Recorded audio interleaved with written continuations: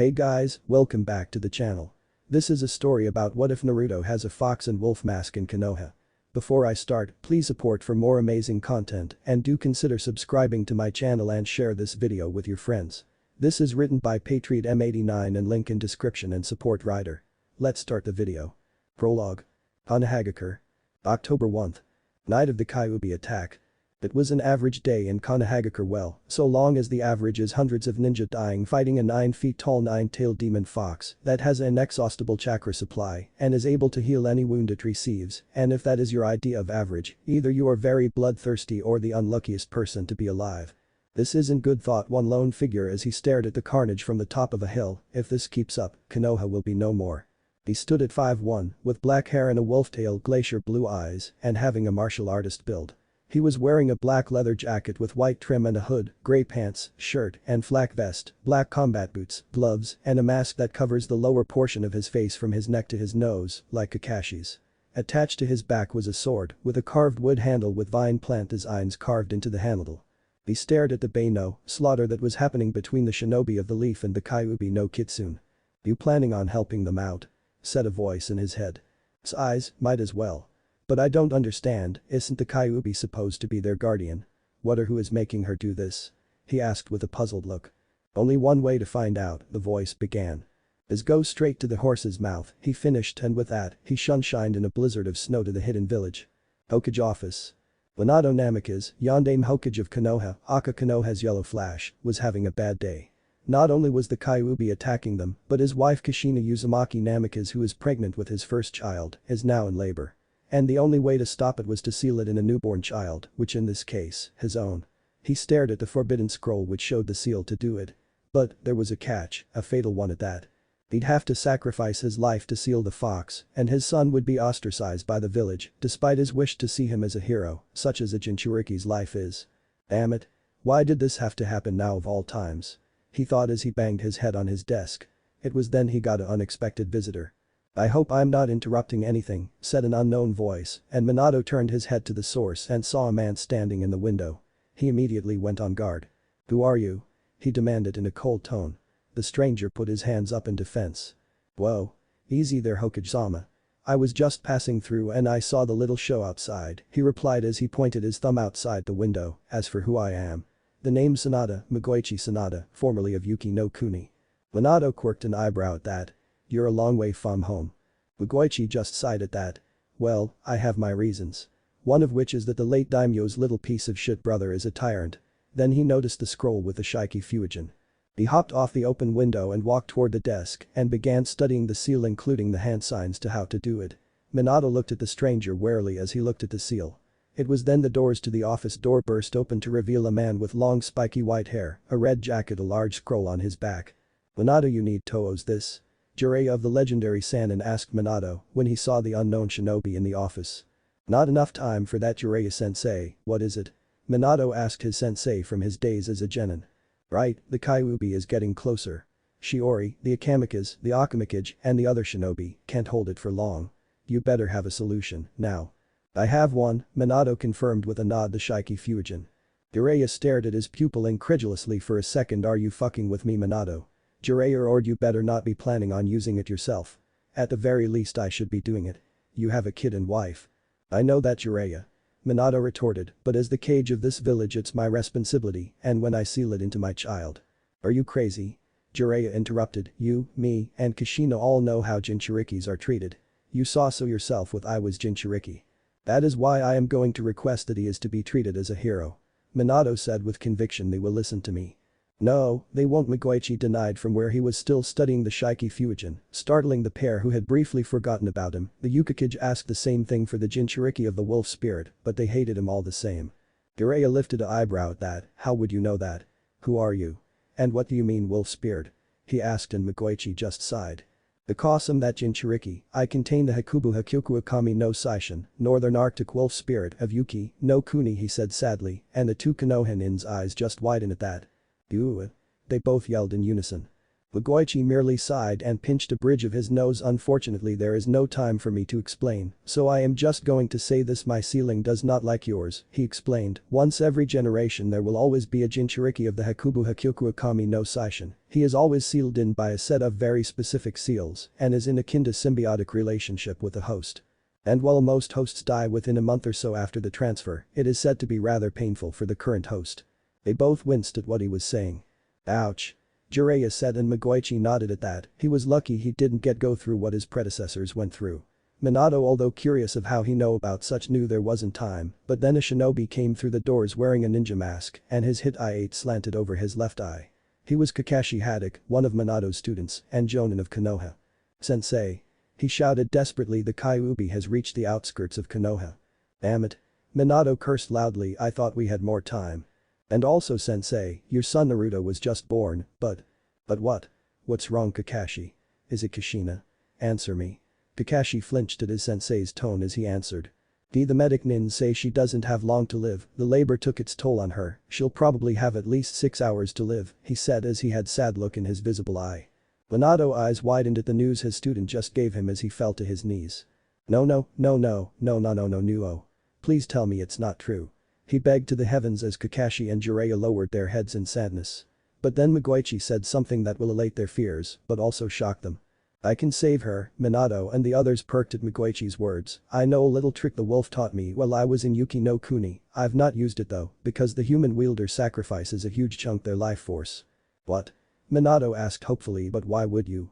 Magoichi shrugged. I may not look it, but I am well into my 7s, he announced, shocking the room's occupants, and I know the pain of growing up alone. I will need a child no older than 1 month of age though, any older, and the transfer of the wolf spirit will not work. Minato was taking this in as he thought about it. Alright, but we need to do something about the Kyuubi and seal it into my son, Magoichi nodded at that. That's fine, but I suggest you use this seal into it along with the other seals, except the one that kills you plan to use. It'll leave you weakened for a while, but you'll live. Magoichi reached into his trench coat and produced a scroll and handed it to Minato. Arigato, but may I ask one thing? Minato asked, and the former Yuki nin looked at him and gestured him to continue. Exactly how long will you have after you sacrificed a good of your life force? Magoichi scrunched his face in thought at that. From what the wolf told me, I will have only 5 months to live until I can a new host find for him. So you better find a child before then. Minato nodded. I'll do everything I can to, he agreed. Come, I'll lead you to the hospital. Konoha Hospital. The hospital of Konohagakure was currently embroiled in chaos as medics, doctors and nurses rushed through the building, desperately trying to heal the wounded that streamed in during the Kyuubi attack, and in one part of the hospital, a beautiful red-headed amethyst-eyed woman holding a whiskered blonde-haired blue-eyed baby, murmuring sweet words to her child, as tears streamed down her face. Kami, why must you be so cruel? The woman asked sadly to take me from my child so soon. Kushina. Called a voice she knew that made her heart scream for joy. Minato-kun. She responded with happiness, but also had a hint of sadness, as the man she loved moved from the hallway and to her bedside. I heard what the doctor said, Minato whispered quietly as he rested his forehead against hers, blinking away his tears at her weakened condition. I'm sorry Minato-kun, I won't be able to be with you, and Naruto-chan. Kushina sobbed as her husband embraced her. It's alright Kushina-chan, he said encouragingly, there is someone here who can help you. Kushina's eyes widened in shock and hope at hearing what her husband said. What? Who? Minato-kun? It can't be Tsunade-sensei, she's not here, she asked, but before Minato could answer, another voice she didn't recognize spoke up. That would be me, Kushina-sama. She looked behind her husband, and standing by the doorway was a man with black shoulder blade length hair and a wolf-tail, glacier blue eyes, standing at a height of 5'1" tall, wearing a black leather jacket with white trim and a hood, gray pants, shirt, and flak vest, similar to a Konoha Jonin's but gray, black combat boots, gloves with metal plates on the back, and a mask that covers the lower portion of his face from his neck to his nose. Attached to his back was a sword with a carved wood handle with gold vine plant designs carved into the handle. She could tell he was a shinobi just by looking at how he carried himself. Who are you? She asked with a hint of concern. My name is Magoichi, he said, introducing himself with a respectful bow. I am the Jinchuriki of the Hakubu Hakyuku Akami no Saishin, who taught me a technique I can use to heal your body. But why? She asked, confused. What do you stand to gain? Nothing, Magoichi replied, shaking his head slightly with a slight smirk. I gain nothing from this, other than ensuring that the Hakubu Hakyuku Akami no Saishin has a new container before I die. Kushina's eyes widened at that, and she can tell by the look in his eyes that he wasn't kidding. But why? Why do you want to sacrifice your life for me? She asked, and Migoichi's eyes gained a sad look to them. Let's just say, I'm tired of wandering around the world alone and wish to be reunited my parents. Also I'm helping a member of my mother's clan seek happiness, he confessed, and Minato and Kushina's eyes widen in shock at that. Minato was the first to recover. Why you mean you were a, Minato stammered and Migoichi just smiled. You guessed right Minato-san. I'm Uzumaki on my mother's side, I inherited my father's hair and eyes, while I inherited my mother's face and antics. He said and laughed at the shocked expressions. I'm always told that the Uzumaki are pranksters at heart, Migoichi said as he chuckled. I'm glad to have met at least one other Uzumaki. When I heard about the destruction of Yuzashiogakur I feared that we were a dying breed. Kushina smiled at her now realized cousin, so am I. She whispered, fresh tears in her eyes, wish I could have gotten to know you before though. Migoichi nodded in agreement. Just make sure this little guy learns about his uncle though, will ya? He asked smiling, as well as softly patting Naruto's head. Kushina smiled sadly as she nodded, I will, Migoichi just smiled at that. Out in the hallway, Jiraiya heard the whole exchange between Kushina and her long-lost cousin and had a small smile on his face. He heard Migoichi sigh as he turned to Minato. You better hurry Minato, and if anything happens to my nephew regardless of my condition for the last few months of my life, his body was then surrounded by a dark aura, as his voice took a demonic tone, I'll kill you. Minato nervously sweat-dropped as he nodded his head before taking his son out of Kushina's arms and then kissing his red whirlpool, telling her that he would be back and then flashing out of the hospital, thinking Jesus, is it an Uzumaki thing to be so scary? He mentally wondered, vastly preferring to fight the Kyuubi than piss of his wife or another Uzumaki. Back in the hospital room, Migoichi breathed deeply as he prepared himself for what he was about to do. Thanks for teaching me this technique Ubukitsum dono, he thought as he began the series of hand seals to save his cousin. He could hear the wolf sigh regretfully from within the seal. Thank you for being a good friend Migoichi. The wolf thanked smiling as Migoichi completed the final hand seal, and I wish you luck wherever it is you go old friend. Migoichi smiled under his mask at that, likewise, hairball. Hey! Shouted Fubukitsum as Migoichi called out the name of the jutsu. Ninjutsu? Saisei no Mikan forbidden technique. Rebirth of life, he shouted as a bright white light filled the room, blinding any who saw it temporarily. Outskirts of Konoha. The Konohinin were barely holding by their fingernails, and when the Yondaime Hokage, Minato Namikaze, came on his trusted toad summon Gamabunta, the shinobi all cheered at the arrival of their leader. Shiori Akamikaze, head of the Akamikaze clan and commander-in-chief of the Ukamikaze Black Ops, jumped on the toad boss's head to speak to her old friend. She was dressed in the black battle armor of her unit, which consisted of a form samurai-style beast plate, black anbu pants, anbu sandals, arm guards, and fingerless black gloves with metal blacks on the back. She had jet black hair and a high ponytail, brown-yellow eyes, and a figure that any woman could kill for. You're late Minato. Shiori shouted at him as she panted for breath. Minato chuckled weakly as he shifted Naruto slightly in his arm. Sorry about that, had an unexpected, but good, visitor. He explained. Shiori, I'm going to seal the Kyuubi, I'll be extremely weak afterwards, you are the temporary Hokage until I recover. Shiori was confused by that, but she was also shocked that he chose her to be temporary Hokage. Before she could comment though, a soft cry caught her attention as she looked at the bundle in his arms. Minato, is that your child? She asked. She knew Kushina was pregnant with Minato's child because she was one of the guests at their secret wedding, because Minato trusts her. Minato grinned proudly as he showed Naruto to her, and Shiori couldn't help but smile at how cute the young Namikaze looked. Indeed it is, Shiori, Minato said, then the Kyuubi's roar, which sounded like a mournful roar, caught their attention. We've all been fighting hard Minato, Shiori, your plan better work, cause if it doesn't. I know, Minato confirmed, have everyone fall back, I don't want anyone to get caught up in this. Shiori nodded and leapt off Gamabunta shouting orders to fall back and let the Yondaime handle it. Squaring off against the Kyuubi, Minato couldn't help but smile down at his son Naruto. I hope that when you learn of the burden you are about to bear, you can forgive your old man for doing this. Let's go Gamabunta. Way ahead of you, Gaki. Said the boss toad with a giant leap, and Minato began the hand signs as Gamabunta held the Kyuubi at bay. Keep that fuzzball busy as long as you can. Minato shouted. The Kyuubi swiped a claw at Gamabunta, which scratched him near his eye. Ah. That's gonna leave a mark. Hurry up. The moment the toad said that, Minato landed on the final seal and called the jutsu. Yuinjutsu. Lukami no Raifkin. Sealing technique. Spirit seal of the wolf, a bright light erupted as everyone who had fallen back from the fight covered their eyes. When the light faded, the Kyuubi was gone and Gamabunta stood alone in the middle of the field, nursing his wound. Minato. Shiori shouted, landing on top of Gamabunta, finding her friend unconscious while Naruto slept peacefully. Thank God, are you alright Gamabunta-sama? Nothing a couple of stitches won't fix, the boss Dota assured. I trust you can take things from here. Hi, Gamabunta-sama. Shiori assured, picking up Naruto as another Okamikage Spec Ops picked up Minato. Very well, tell the brat to get in contact with us once he's recovered. Gamabunta rumbled before disappearing in a cloud of smoke. Shiori sighed as she turned to her partner. Come on, let's get these two to the hospital with Kushina-chan. She ordered, receiving a nod in acknowledgement. Konoha Hospital. Kushina looked sadly at the bed across the room that her cousin was on. He was pale, sweating, and had a coughing fit every now and then as the doctors and nurses tried to make him comfortable. I finally get a member of my family back, only for him to sacrifice himself for me, she thought as tears leaked from her eyes. A sudden scuffle of movement brought her attention to the doorway as Shiori busted into the room with Naruto in her arms and another Okamikage was carrying Minato-kun. She shouted fearfully. Don't worry, he's only sleeping. Shiori assured as she passed Naruto over to his mother. The knucklehead wouldn't die even if the Shinigami told him to. Kushina let out a sound that was a mixture of a laugh and a sob as she held Naruto close to her. Thank you, Shiori-chan. She whispered, smiling at her longtime friend who returned it with her own. Hey now, you know better than that. The Ha no Roku Tenshi, 6 angels of the leaf, always look after their own. She said, and Kushina chuckled at that. She and her 5 friends, Tsuman Yuzuka, Yoshino Nara, Hitomi Hyuga, Makoto Uchiha, and of course Shiori Kamikaze, formed a group with her as the leader when they became Chunin.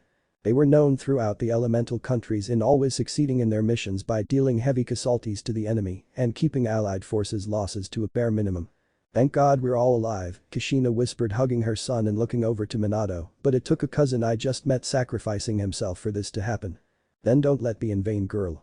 Shiori shouted, kick ass and take names in his honor then. Kushina couldn't help but laugh at her friend's exuberant attitude. Thanks, Shiori-chan, you always help cheer me up.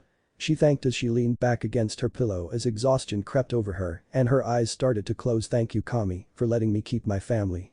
And she fell asleep with Naruto safely in her arms. Shiori smiled warmly at the scene. Taking a breath, she turned to her subordinate. Go and gather the clan heads, the Sandaime and the Civilian Council. She spat the last part like it was venom and the Okamikage Spec Op knew why. They, along with the Uchiha clan, with the exception of Makoto, have been mingling in affairs that they were not supposed to be and thus got on the nerves of the other clans. The Spec Op nodded in affirmation and left to carry out his orders. Well, it was quite a show, huh, Shiori? Shiori turned and saw Jiraiya enter the room with a not-so-happy smile on his face. I agree, Jiraiya-sama, we would have all perished if Minato hadn't come in time, Shiori said, and Jiraiya nodded at that. It was then the sound of terrible coughing caught their attention as they turned to Migoichi's bed. He was now starting to tremble as he used a pretty good amount of his life force to revitalize Kushina. Damn, cough, cough, cough, I never thought it would cough, be this bad, he said in a weak voice as Shiori and Jiraiya came over to his bed. I understand I have you to thank for saving my friend, Shiori said, looking down at the weakened man who nodded slightly. You have my deepest gratitude. Migoichi chuckled slightly before erupting into another fit of coughing. Did the ceiling work? He asked the two Konohan in a raspy voice and received a nod in confirmation. That's good to hear. The Spec Ops agent returned and nodded to Shiori, who nodded back and turned to Jiraiya. I'll need your help with the council. She informed Fugaku, and the civilians will probably try to pull something with Minato out of action. Jiraiya nodded at that as he knew they've been trying for years to gain control of things that are way out of their jurisdiction. I agree. I'll help you any way I can, he replied. Jiraiya-san, have a request, Migoichi said in a hoarse voice. Jiraiya perked at that. What is it? He asked. I wish to entrust you with my journal, Migoichi informed, passing him a worn leather-bound book. Around 7 years of my accumulated knowledge. I hope you find it useful. Jiraiya nodded. I'll treat like men do, Icha, he informed, smirking at the smile that spread across Migoichi's lips. You rest, I'll take care of finding you a child you can use for the transfer. Migoichi nodded weakly as he fell back unconscious. Thank you, Jiraiya-san. He whispered as his eyes closed again. Jiraiya turned to Shiori with his hardened battle face. Let's remind these peons who is in command here, shall we? He asked, making Shiori smirk fearfully and nod in agreement before they vanished in a whirl of leaves. Hokage Tower, Council Room. The room was full of conversation as the shinobi elders, clan heads, the now retired Sandaime, and the civilian council were murmuring on what was going on.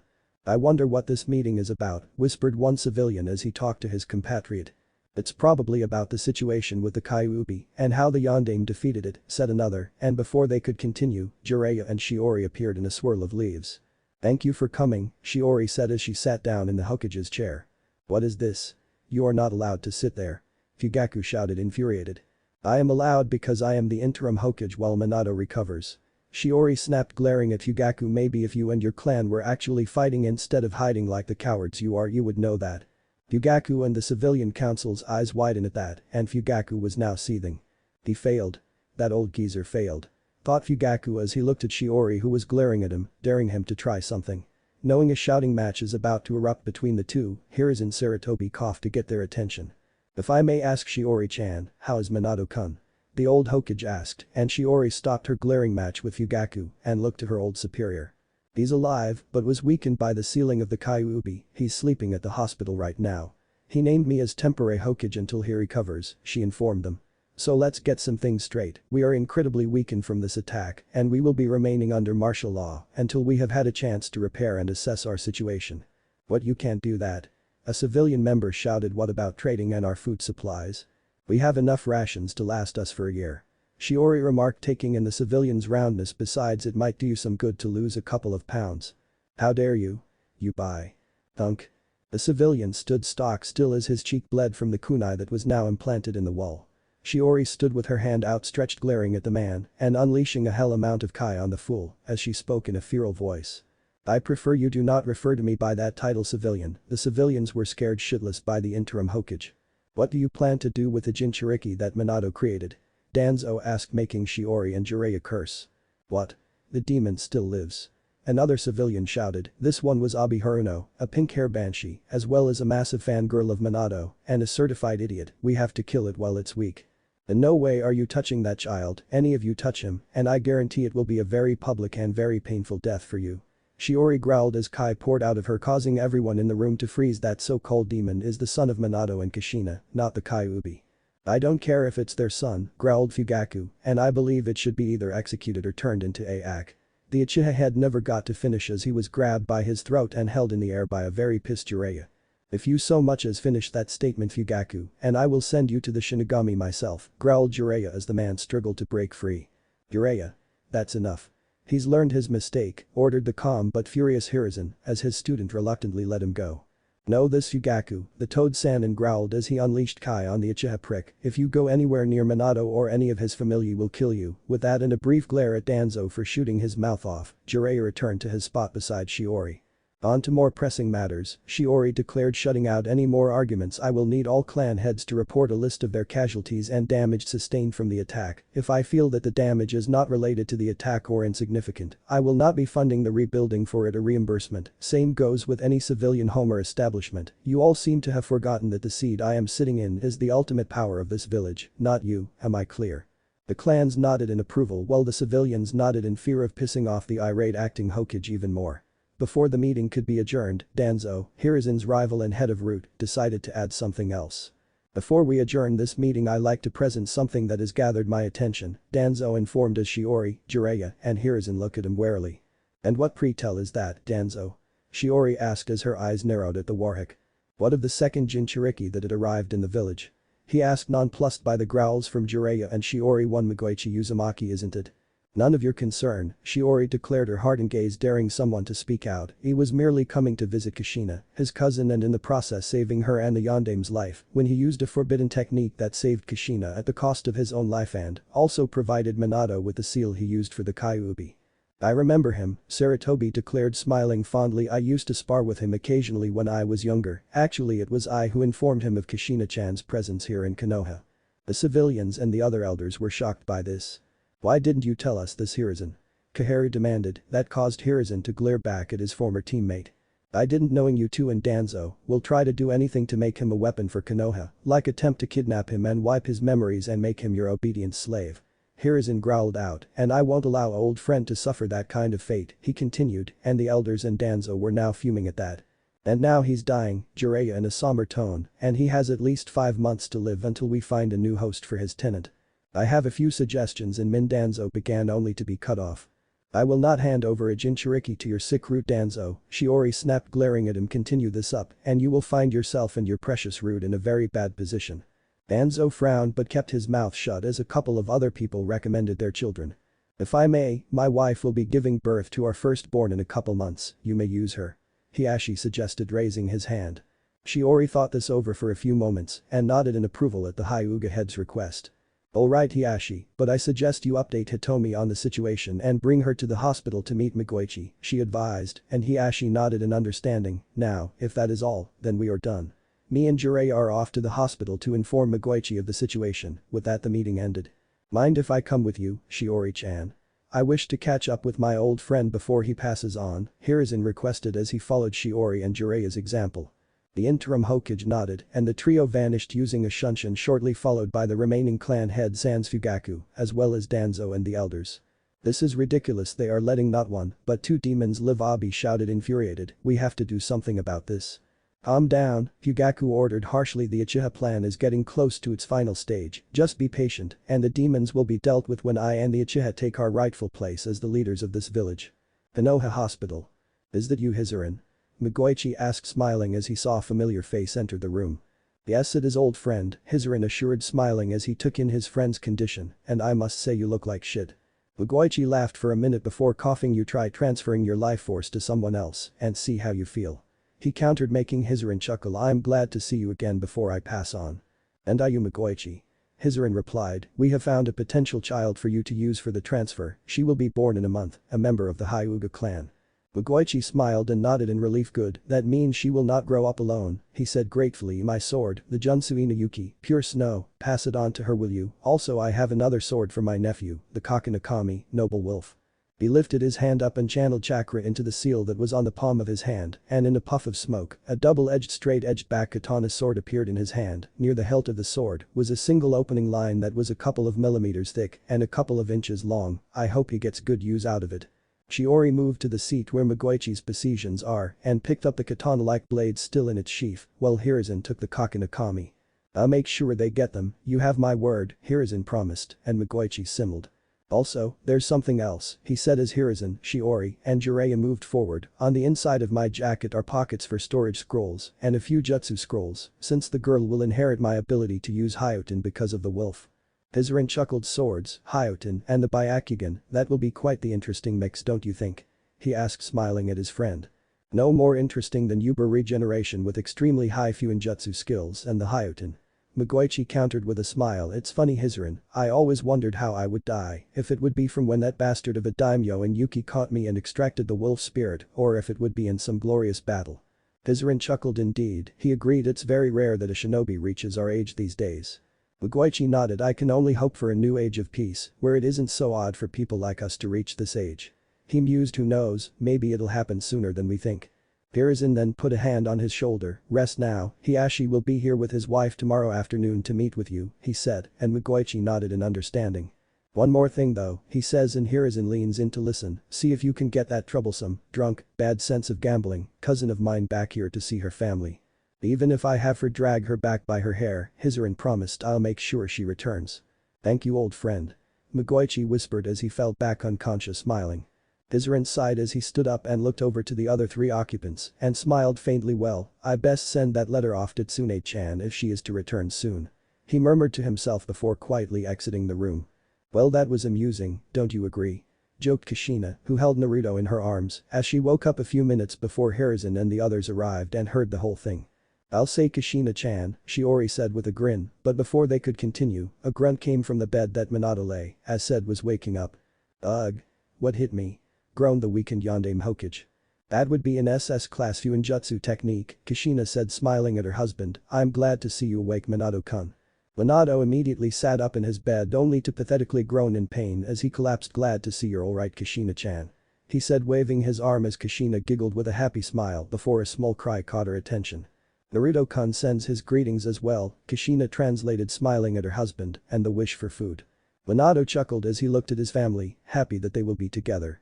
He turned his head to the bed next to him and a sad look came upon his face at Mikoichi's condition.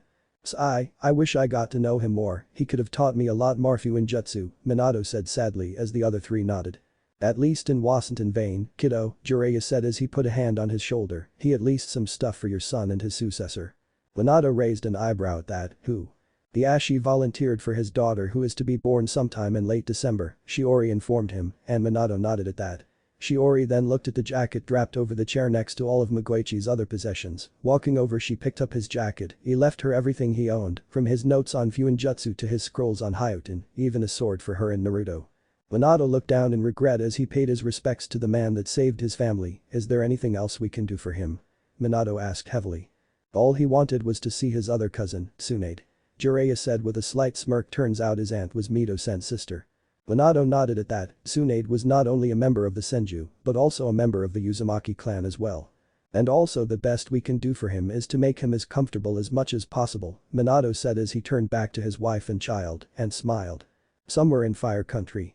Walking along a road somewhere between Tenzakugai and Konoha, a rather buxom blonde-haired woman with honey-brown eyes looking to be in about her 30s, walked along the road. Beside her a young woman with black hair and eyes wearing a black kimono and carrying a pig in her arms. I can't believe we're going back to Konoha. The young woman said excitedly. It's been so long. It has, hasn't it? The older woman stated nostalgically looking up into the sky. Konoha, all that place represents to me is death. Still Tsunade-sama, you seemed pretty shocked when you got that letter. What was in it? Asked Tsunade's companion and apprentice Shizune. The cousin of mine from the Uzumaki side of my family is dying, Tsunade explained sadly. He wanted to see me before he passed on. Shizune looked at her sensei with a look of understanding and a hint of sadness. What is his name? Tsunade-sama? Shizune asked, and the blonde smiled sadly at the memories of a young man with black hair tied in a wolf tail and wearing a black jacket with a hit I-8 with 4 snowflakes on the metal plate as she gave her answer. Magoichi Uzumaki Sanada, she said, and they continued their way to Konoha. Konoha, the next day. In terms of damage we got off pretty light, it was mostly in the forest surrounding Konoha that was damaged during the attack, a Akamakage Spec Ops agent reported to Shiori as she looked through the stack of paperwork on her desk and sorted it into piles for her cage buncheons to look over and sign. Modifier discard our casualties, however are heavy, over 2 are wounded with serious injuries, 5 with minor injuries, and 1 are dead. For the civilians there were no casualties. But numerous injuries due to panicking in the village during the attack. Shiori nodded at that. It could have been worse if the Kyuubi had reached the village and the amount of casualties would have tripled. Also, the Spec Op said, we've been getting reports of rumors going around the village. Shiori perked at that info and frowned as she didn't like the sound of that. Rumors were dangerous and mostly could be lies. What rumors? Shiori ordered in her commander voice. People are saying that the Kyuubi was never killed or even sealed properly, that it had taken the form of a young boy casting a spell over the yondaime, fooling him into believing it's his kid. The agent reported in a disgusted voice. Many are planning on freeing the yondaime. Those goddamn civilian fools. Shiori shouted enraged. How dare they say that bullshit, find who started the rumors and arrest them for treason and conspiracy against the Hokage now. With a shout of hi. The Spec Ops left the office to carry out the order, leaving Shiori to take her anger out on the desk by throwing it out the window, smashing onto the ground below, scaring the crap out of a few villagers. Damn them. Growled Shiori as her yellow eyes burned with hatred. Damn them all to hell. Konoha Hospital, Uzumaki Namika's room. What? Yelled Minato as he sat up in his bed, a look of anger on his face as he looked at Yugao Yuzuki, one of Kushina's most trusted students. That's right Hokage-sama, rumors are going around the village that Naruto-kun is the demon, said the purple-haired young woman with a look of disgust on her face. I'm willing to bet it was those damn civilian counselors, along with the Uchiha and the elders. Minato gritted his teeth in anger as Kushina held her baby protectively to her. Damn it. And they do this while I'm out of commission. I'll personally sign their execution papers for this. Minato declared with a snarl. What is Shiori doing? She has the Uchiha investigating the rumors looking for the source, Yugao replied. Even though we know who is behind it we have no proof. She had also ordered Anbu to detain anyone that makes any overt moves against you, Kushina-sensei or Naruto-kun, as well as 7 squads guarding this hospital and your room to prevent anything from happening. Kushina growled as her eyes narrowed. Those damn bastards, why can't they let us live in peace? She asked angrily. Naruto-kun is not the goddamn Kyuubi. Naruto started to cry at the loud noises happening around him and Kushina rocked him in her arms to calm him down. SHH, they're there Naruto-kun, it's okay. Ka-san's not gonna let the evil people get you, she cooed and Naruto instantly calmed and started giggling. Minato smiled at the scene of his small family. Just then voices outside caught their attention and it was one they recognize. Oh come on. I just got back to see my cousin who's dying because he saved my student and now you say I can't see him. Came the angry voice of a female. I'm sorry, but you are not authorized to enter. A voice was heard before Anbu flew through the door and out the opposing window and continued into the next building as Tsunade entered with a terrified Shizune behind her. Fanbu my ass, that boy was a runt. Tsunade declared standing in the remains of the doorway as the room's occupant stared at her in shock. Still as brutal as ever, na-sensei? Kushina asked with a smile as Tsunade blinked and looked over at her. Kushina-chan. she asked looking at her former student. Well, I'll be damned, so that's my godson, huh? Kushina giggled as did Naruto when he saw his godmother. Tsunade smiled as she saw her godson and walked over to Kushina's bed to take a look. Well, ain't you a cutie, cooed Tsunade as she rubbed her finger along one of his whiskered cheeks, making the blonde babe purr, much to the girl's likeness for the child, as they all give off a squeal of kawaii. And making Minato chuckle. If you're done playing with my nephew cough cough, how about you come say hi to me? Said a raspy voice that caught Tsunade's attention. Looking over at Tsunade's eyes widened in shock at the sight of her cousin, overnight he had grown thinner and more gaunt. Migoichi? She asked in shock, walking over to his bedside. What happened to you? Who did this to you? I did this to myself, Migoichi said, smiling up at Tsunade. Kushina-chan was dying, so I used a forbidden technique that the old hairball taught me to transfer my life force to her in order to save her. What? Tsunade shouted in shock, why would you do such a foolish thing? Surely there must have been another way. Unfortunately there wasn't, Migoichi denied sadly. I don't regret it though, dying to save a life has always been a fantasy of mine. Tsunade chuckled weakly as tears welled up in her eyes. You goddamn fool and your damned hero complex. The hand stroked her left cheek, not that way you pervs, as she looked back at her cousin who was still smiling. So do all Uzumaki, and the reason I did what I did is because I don't want Naruto to grow up alone like me, he said as Tsunade's tears fell onto his bed. You know my story of how I was alone, how my father and mother's last wish was cast aside by my village, that betrayed my parents' trust, he said sadly as tears started welling up in his eyes, too. Migoichi, Tsunade whispered. Please, do not let it happen to Naruto as well, protect them, and show this village the truth. He begged as tears fell out of his eyes. They cannot continue this path of self-destruction, and that is all their hatred will bring, is death and destruction. No one wants that. I promise, as a Senju, I will not allow that to happen. Migoichi, Tsunade swore. I refuse to allow them to destroy Naruto and themselves. Migoichi gave a relieved smile at that. Good, now I need to give you something to hold on to, until the next Jinchuriki for the old wolf grows to be a genin, he said as he pointed to his jacket. On the inside of the left sleeve of my jacket is the summoning scroll for the Arctic Wolf clan. Everyone in the room was shocked by that. It's a blood seal, so only you, and any others of Uzumaki blood, can unlock it and get the scroll, he told, and Tsunade nodded as she walked over to the jacket. Cutting her thumb, she winced at the sight of blood but pushed on regardless as she swiped it across the seal, and in a puff of smoke, an old-looking scroll appeared. It was about half the size of the one Jiraiya carried with him, but it was undoubtedly a summoning scroll. I'll keep it safe, cousin. Tsunade swore, walking back to his side. Good, he said, smiling before coughing harshly. Damn it, this is defiantly more painful than I thought it would be. Idiot, you never do think things through, do you? Tsunade asked good-naturedly as she tried and failed to restrain her tears, but then again, that is another Uzumaki trait, isn't it? When one of your own is in trouble you all go running. Migoichi chuckled at that. Yeah, that's what we do.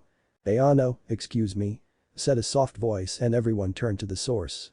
In the doorway a heavily pregnant Hyuga stood there uncertainly. Her navy blue hair fell to her waist and her lavender eyes were filled with uncertainty. This is the room for Migoichi, right? The woman asked nervously. Hitomi-chan. Kushina shouted. Yeah, this is his room. How are you doing, girl? I am fine. She replied nervously with a smile. Hitomi Hyuga, well, one of the Ha no Roku Tenshi, she was still one of the most uncertain and shyest person you will ever meet in a shinobi village. How are you, Kushina-chan? Kushina smiled at her friend. I'm doing fine, and so is my little Naruto-kun, she said as she gazed lovingly at her child. Hitomi looked at the child and couldn't help but squeal at how cute Naruto looked with his whisker marks. Oh, he's so kawaii, Kushina-chan. Hitomi said in delight. You're Hitomi Hyuga? Hitomi turned to the source of the voice and couldn't help but gasp in shock at the condition of the man she was there to meet. Why yes, I am. Hey, are you Migoichi? She asked. I am, he confirmed as Hitomi nervously approached him. Don't worry, it's only the hairball that bites, not me. Hey, I resent that. Oh, shut it, hairball. Migoichi smiled gently as Hitomi approached him. How is your soon-to-be-born daughter doing? Ah, little Hinata-chan is doing fine. Hitomi assured quickly with a slight blush. So her name is Hinata, is it? Migoichi asked. That's a good name, may I? He asked again, raising his hand. Hitomi nodded nervously as the dying Uzumaki placed his hand on her swollen belly and channeled some of the wolf's chakra into it, allowing the old wolf to inspect his potential host. She is perfect for me, Hubukitsum said, startling Hitomi, who heard him as well. Don't worry, I am only ensuring that your daughter will be strong enough to hold me when she is born, and she is. I can see she will be very much like you, very much like you indeed. Hitomi smiled and blushed at the comment. Okay, Fubukitsum dono, no need to embrace her. Hitomi heard Migoichi's thoughts, and before she could say anything, Migoichi's told her, just think the words you want to say, Hitomi-sama. Oh, what's happening right now? She asked curiously and nervously. How are we speaking like this? We are currently connected through my chakra, the three of us, Kyubukitsum answered. Can you not feel her? Your daughter. Concentrating, Hitomi could feel the barely formed thoughts of the life dwelling within her as she gasped in awe. This is amazing. She mentally whispered. It always is amazing feeling a new life being grown, Migoichi replied wistfully. She will be strong, your daughter, she has that very strength you carry within you. But that he cut the link, and to say Hitomi was awestruck was an understatement. Migoichi chuckled before he started coughing harshly again, worrying those around him. Migoichi. You must rest. You're putting too much strain on yourself. Tsunade chided in worry for her cousin's health. I know, Tsunade, I know, Migoichi replied as he looked at Hitomi and everyone else in the room. He then looked at Minato. Can you make a privacy seal in here, Minato? He asked the blonde, and the yondaime nodded as he made the signs for the jutsu, and the room glowed blue. Alright, he said, listen to me, all of you. Tsunade, you already know the story, but these kids haven't, so I'm going to them, he finished, and Tsunade nodded in understanding and a hint of sadness. Alright, what I'm about to tell you younglings is my past, he said, and that got everyone's attention. It all started on the day of my birth, when my father Koya Sanada was the Shodai Yukikage, and my mother, Kikyo Uzumaki, was the previous Jinchuriki of the Hakubu Hakyuku Akami no Saishin. Chapter 1. Migoichi's final task and allies. Konoha, hospital. The people in the hospital looked at the dying Uzumaki with wide eyes. Tsunade was the first to break the silence. What? You never told me Kikyo-sama was a Jinchuriki. Not to mention the second container of the wolf, Tsunade said incredulously. Migoichi nodded. It's true, he confirmed. My mother was the second Jinchuriki of the Fubikitsum. The first Jinchuriki was her mother, so it's been something of a family thing for 3 generations. Wow, Minato said in surprise, who would have thought that the Uzumaki are the most common people to be used for the Jinchuriki. Migoichi just chuckled before he went into another coughing fit. Cough, cough. It's true though, come to think of I'd believe your grandmother was the first Jinchuriki to hold the Kyuubi Kitsune, Tsunade, he said, and Tsunade nodded her head and shocking the others. Yes, she told me when I was 1, but for some strange reason I don't know what, she released it, she said, and to say it got a reaction out of the others was an understatement. What? Why would Mito-sama do that? Kushina said as she held Naruto. Grandfather isn't certain, but Tsunade began slowly with a hesitant look. He did mention something about Madara-cha. His thrice damned Sharingan can control the Bijuu and their hosts. Migoichi stated with a snarl of hatred. He may have controlled Mito Dono into releasing it. That may be, but Tsunade began, and this confused Migoichi for a minute. But what? He asked her. The day before she released the fox, I saw her in the study in the clan compound, she said as the others looked at her giving their undivided attention. She looked very upset, well, more like pissed off. The others were starting to get curious as Tsunade continued.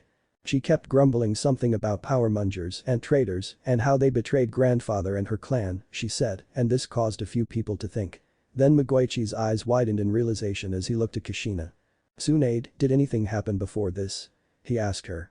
Tsunade frowned and thought for a minute. Well, the only significant thing I can think of is Kushina-chan arriving that week and Yuzushi Agakure being destroyed the next day, she said. You don't think? Migoichi nodded. I think this explains the letter my Kasa-an received that pissed her off so much, he replied. Cough. She ranted about some kind of traitor students and a warhawk needing to know his place. Tsunade's eyes widened in horrified realization before she gritted her teeth in rage. Those old crones, and that one-eyed mummy. She yelled as she slammed her fist into a chair, smashing it to pieces, making Naruto wail, as Kushina said comforting words to calm him down, as Minato looked at them in confusion. What? What is it? What's wrong? Minato asked as Tsunade calmed down, but her eyes still had that fiery rage look in them. That bastard Danzo and my sensei's so-called teammates. Tsunade growled. What? Minato shouted in shock and anger. Hamura and Kaharu, no wonder they were so pissed lately. I remember that bandage bastard, Kushina growled, and his root bastards trying to kidnap me. Hitomi with a look of shock managed to stammer out, but why? What would Danzo and the elders gain by destroying Yuzushio and attempting to kidnap Kushin-chan? Weren't we supposed to be allies? Alliances are seen as weakness in the eyes of Danzo and the elders. Hitomi, nothing else matters to them, Minato growled out. Also don't forget the Uzumaki are strong because of their high chakra reserves that make them live longer than an average human and have a strong talent for Fuinjutsu, not to mention their secondary best talent for Kinjutsu. Danzo and the elders saw them as a threat, and if the Uzumaki ever found out that one of their clan was treated as a weapon, well, let's just say it wouldn't have been pretty. Take Kushina-chan and her bloody habanero mode and times it by 100. Shiori clarified, gaining a collective wince from around the room. Should I send out an order for their arrest, Minato? Minato frowned and thought for a minute. Not yet, he answered, we'll wait until I'm fully recovered, we'll have a better chance than to actually capture or eliminate them. Shiori nodded and then noticed the curious shocked look Yugao was giving her. What? How did you get past the barrier seal? Yugao asked.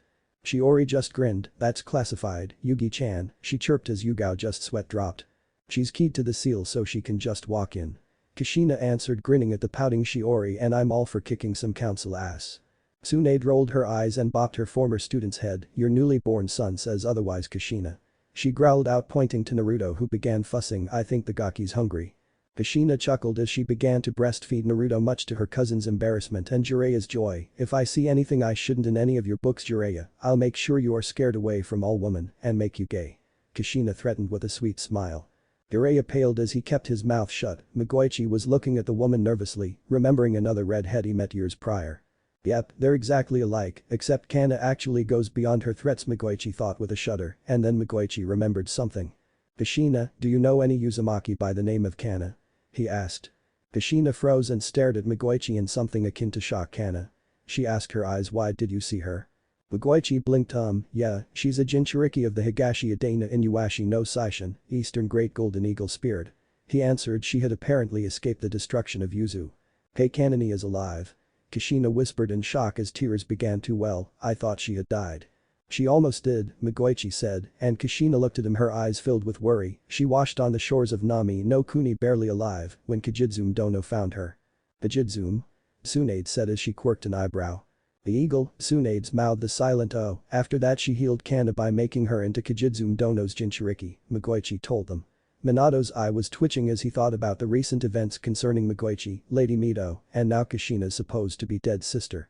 No offense Kushina-chan, I just really feel the need to get this out there, but is every Jinchuriki related to the Uzumaki?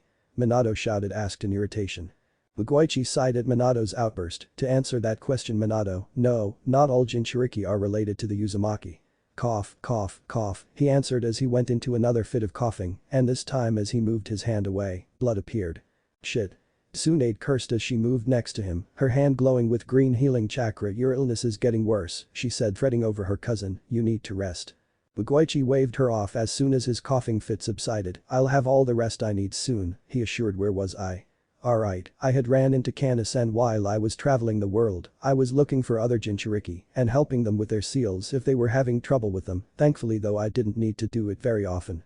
The others nodded at that since some villages treat their Jinchuriki less harshly than others, like Iwa, Kiri, or Suna. Speaking of Jinchurikis, he said as he suddenly glowed white. Migoichi? Kushina asked in concern as he glowed for a bit more.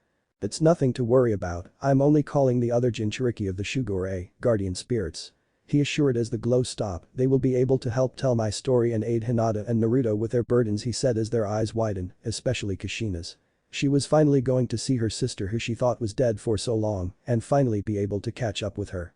That also means Kanani-chan is coming, she said as tears welled up in her eyes, this time in joy, and she looked down at Naruto, hear that Naru-chan, you're going to see your Baba-chan, she said as the little baby giggled at seeing more of his family. Migoichi smiled at Kushina doting over Naruto making cooing noises, causing the boy to laugh as he gripped at her long red hair, much to everyone's amusement. It should only take Cana a couple of days if she's in Nami, about a week if she's visiting Tetsu Rimasu in Tetsu no Kuni, he explained chuckling as Naruto refused to let go of Kushina's hair. Then my lover Riame Akaneko should only be a couple days from Cha no Kuni. Tsunade looked at him when he said that, lover.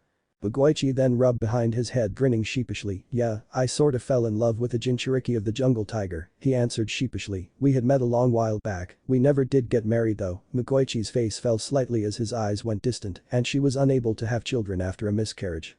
Oh, Tsunade said as Kushina winced at that, unable to cope what would happen if she had had a miscarriage with Naruto, she wouldn't be able to live with it, neither would Minato. It's okay, Migoichi assured them, though there was a hint of sadness in his voice, we've gotten over it since then. In his mind though, it still hurts to lose a child that you will never be able to meet. To love, care, and teach that child. So what do you know about the other Shugure Jinchuriki? Minato asked turning everyone's thoughts away from the depressing thought.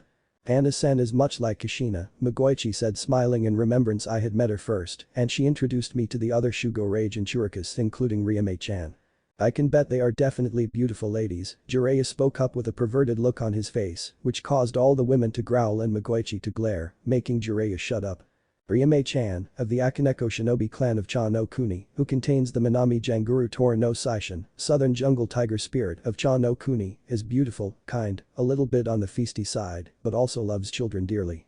After the miscarriage, we then talked about adopting a baby one day instead. So far we haven't found the right one yet, he said with regret, but it only lasted for a second as he continued on. Tetsu, the Jinchuriki of the Sea no Kami Rik Saishin, Western Divine Dragon Spirit of Tetsu no Kuni, he's a great person to be around. Son of a strong samurai of the Rimasu clan and a cunning kunoichi, always modest, he'll protect his friends and loved ones no matter what. His face then blanched all of a sudden. His tofu soup sucks though. Everyone laughed at his joke before he erupted into another fit of coughs. Maybe you should rest for a bit, Magoichi. Tsunade suggested you can tell us your story once you have. Magoichi sighed irritably, but I don't want a nap. He whined even as he laid himself down, causing another round of chuckles. I just hope the others arrive soon. I'll send my Akamikage to meet with them, she told Magoichi. Well, in the meantime I'll search for more evidence to bring those bastards down, she finished as she turned and left the room. Jiraiya nodded as he left via the window, also planning on finding more evidence, with Yugao leaving to talk to Komachi, another of Kushina's students, along with Itachi and Rin, another of Minato's last students. Hitomi also said her farewells, with a friendly hug to Kushina and Naruto, then left back to the Hyuga compound. Tsunade stayed, while she told Shizune to find a hotel so that she can rest, with her apprentice nodding and understanding and left. Now it was just Minato, Kushina, their son, Tsunade and Magoichi, as said medic used her healing chakra to ease the dying Uzumaki's pain. Magoichi's thought before he let sleep take him was his beloved and fellow Jinchuriki. Ryume-chan, I'm sorry we lost our child, and not being able to adopt one as our Aoni, hope you can forgive me. With that he let himself be claimed by sleep. Nami no Kuni. A beautiful red-headed woman with amethyst-colored eyes wearing a skin-tight one-piece neck-to-toe suit that was red with a black trim and had a face mask covering her lower face, along with a chikudo with a whirlwind-shaped guard strapped to her back and a set of kamas attached to holsters on her legs. Think of Kushina in red version of SANGO''S Inuyasha outfit and take away the boomerang and add the kamas. And you have it, as she was in her treehouse in Nami, preparing to make her way to Konoha, the home of the bastard that led the attack that killed her family, destroyed her home, and planned to use her older sister as the next Jinchuriki for the Kyuubi no Kitsune. But now, after receiving a mental message from her friend, fellow Jinchuriki, and Uzumaki, Magoichi, she was spared that fate by the Shadame Hokage's wife and member of her clan, Mito Uzumaki. And now my Ainu, older sister, is married to the Yondaime, has a baby boy that was born just 36 hours ago, and now his life is in danger because he's the container of said fox, she thought as she gave an exasperated sigh. Only you could get into such trouble, one ECHAN big sister. She said as she sealed all the necessary essentials into storage scrolls. It was then a thought came to her. I better send a message to Genesk-san and Oboro-chan, she said as she pulled a blank scroll and started writing her message to her friends on Nagi Island. After a few minutes of writing, she rolled up the scroll and made her way outside and made a whistle call. A few seconds later a small black and silver blur zipped through the trees and landed on the railing of the front porch of the treehouse. The figure was a peregrine falcon as it looked at Cana. Hey there Shirokaze White Wind, can you take this to Oboro-chan and Genesk-san? Cana asked smiling at her messenger bird who nodded and turned around so that she could attach the carrier tube to his back. Thank you, I'll probably be in Konoha when you return, alright. The bird nodded again before taking off with a couple flaps of his wings and headed off for the remote island. Now Cana thought, time to go see One-chan and my little nephew. She smiled at the last part, knowing she will spoil her sister's son rotten when she sees him. After sealing her scrolls and various seals on her person, she left her home and arrived in a clearing and disappeared in a swirl of wind. Konoha Hospital. Kushina smiled softly, cooing at Naruto as he laughed, gripping her finger tightly, playing with it. Such a strong grip you have. She exclaimed happily, making the baby laugh again. Magoichi chuckled as he watched the mother and son interact along with Minato. You're going to have your hands full with that one. He predicted, grinning at the blonde Hokage. Minato chuckled good-naturedly at that as he leaned on the crutch he had due to his weakened state. I know, but I'm going to cherish it as long as possible. My family is my light and I would never trade this for the strongest jutsu ever, Minato said with conviction as Magachi nodded, feeling very envious of the blonde, wishing he could have this with Ryume. I wonder what life would be like if we did manage to have a child.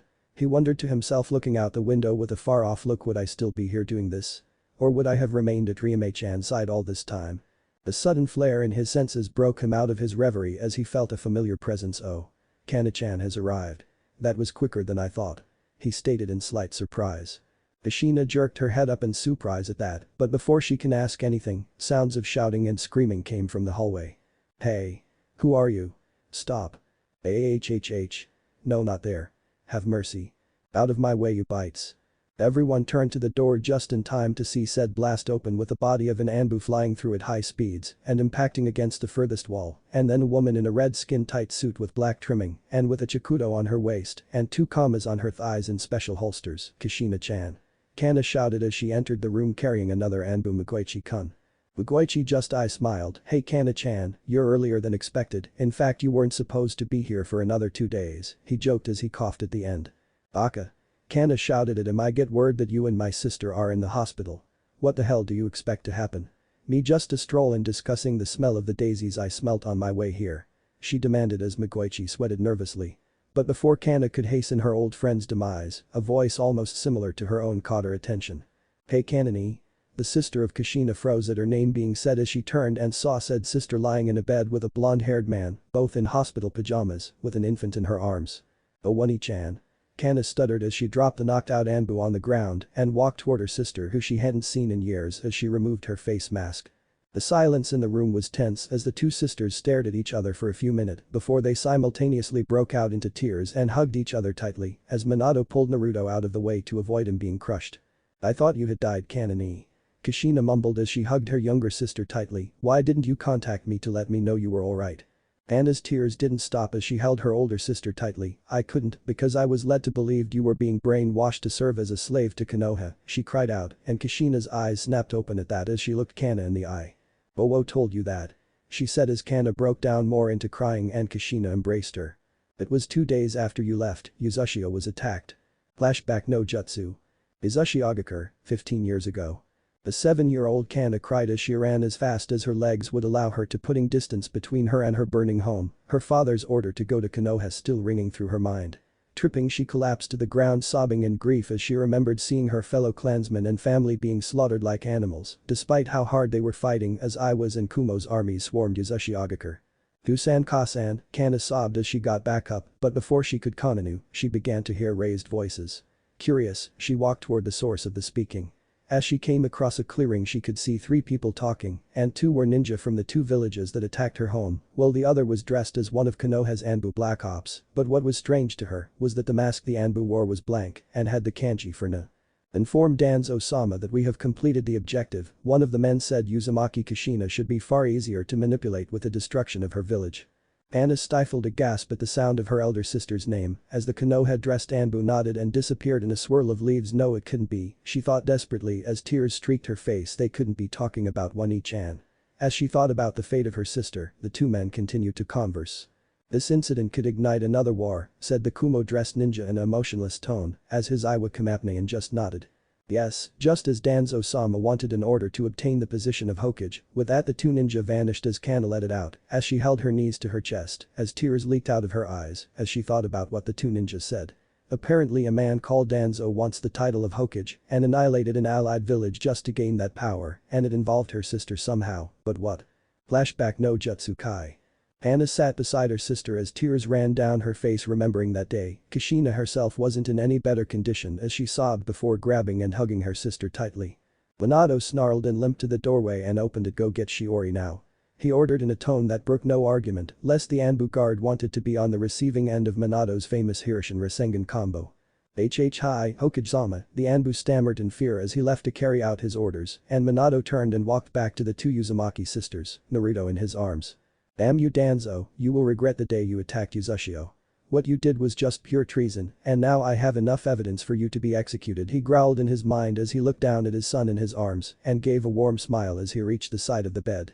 "Anna-san," he said, causing said other Riti to look at her brother-in-law, "how would you like to see your nephew for the first time?" Anna perked and walked over to them before taking Naruto out of Minato's arms, smiling widely at her nephew. "Oh, aren't you just adorable?" she squealed, tickling Naruto's stomach, making the blonde giggle wildly at the attention. "Oh, I am going to enjoy spoiling your rotten." Minato, Kushina, and Mugoichi, though with a cough here and there, laughed at the scene, and it was exactly this that Shiori walked into. "Minato, I got your mess. Who are you?" The acting Hokage shouted in alarm as she saw the woman who looked exactly like Kushina, but wearing some type of skin-tight suit and her hair in ponytail with Naruto in her arms, as she drew her katana strapped to her back. "Shiori, wait," Kushina shouted, "that's my sister." "Sister or not, wait, what?" Shiori shouted in shock, "Didn't your sister die?" Cana just looked at Shiori while she held her nephew protectively. "The circumstances of my death have been greatly exaggerated," she said in an even tone, "and who, may I ask, are you?" Shiori shook herself of her shock as she looked at the other Redeed. "I'm Shiori Akamikaze, head of the Akamikaze clan, and acting Hokage until after Minato-kun recovers," she said as she went on guard watching for anything suspicious.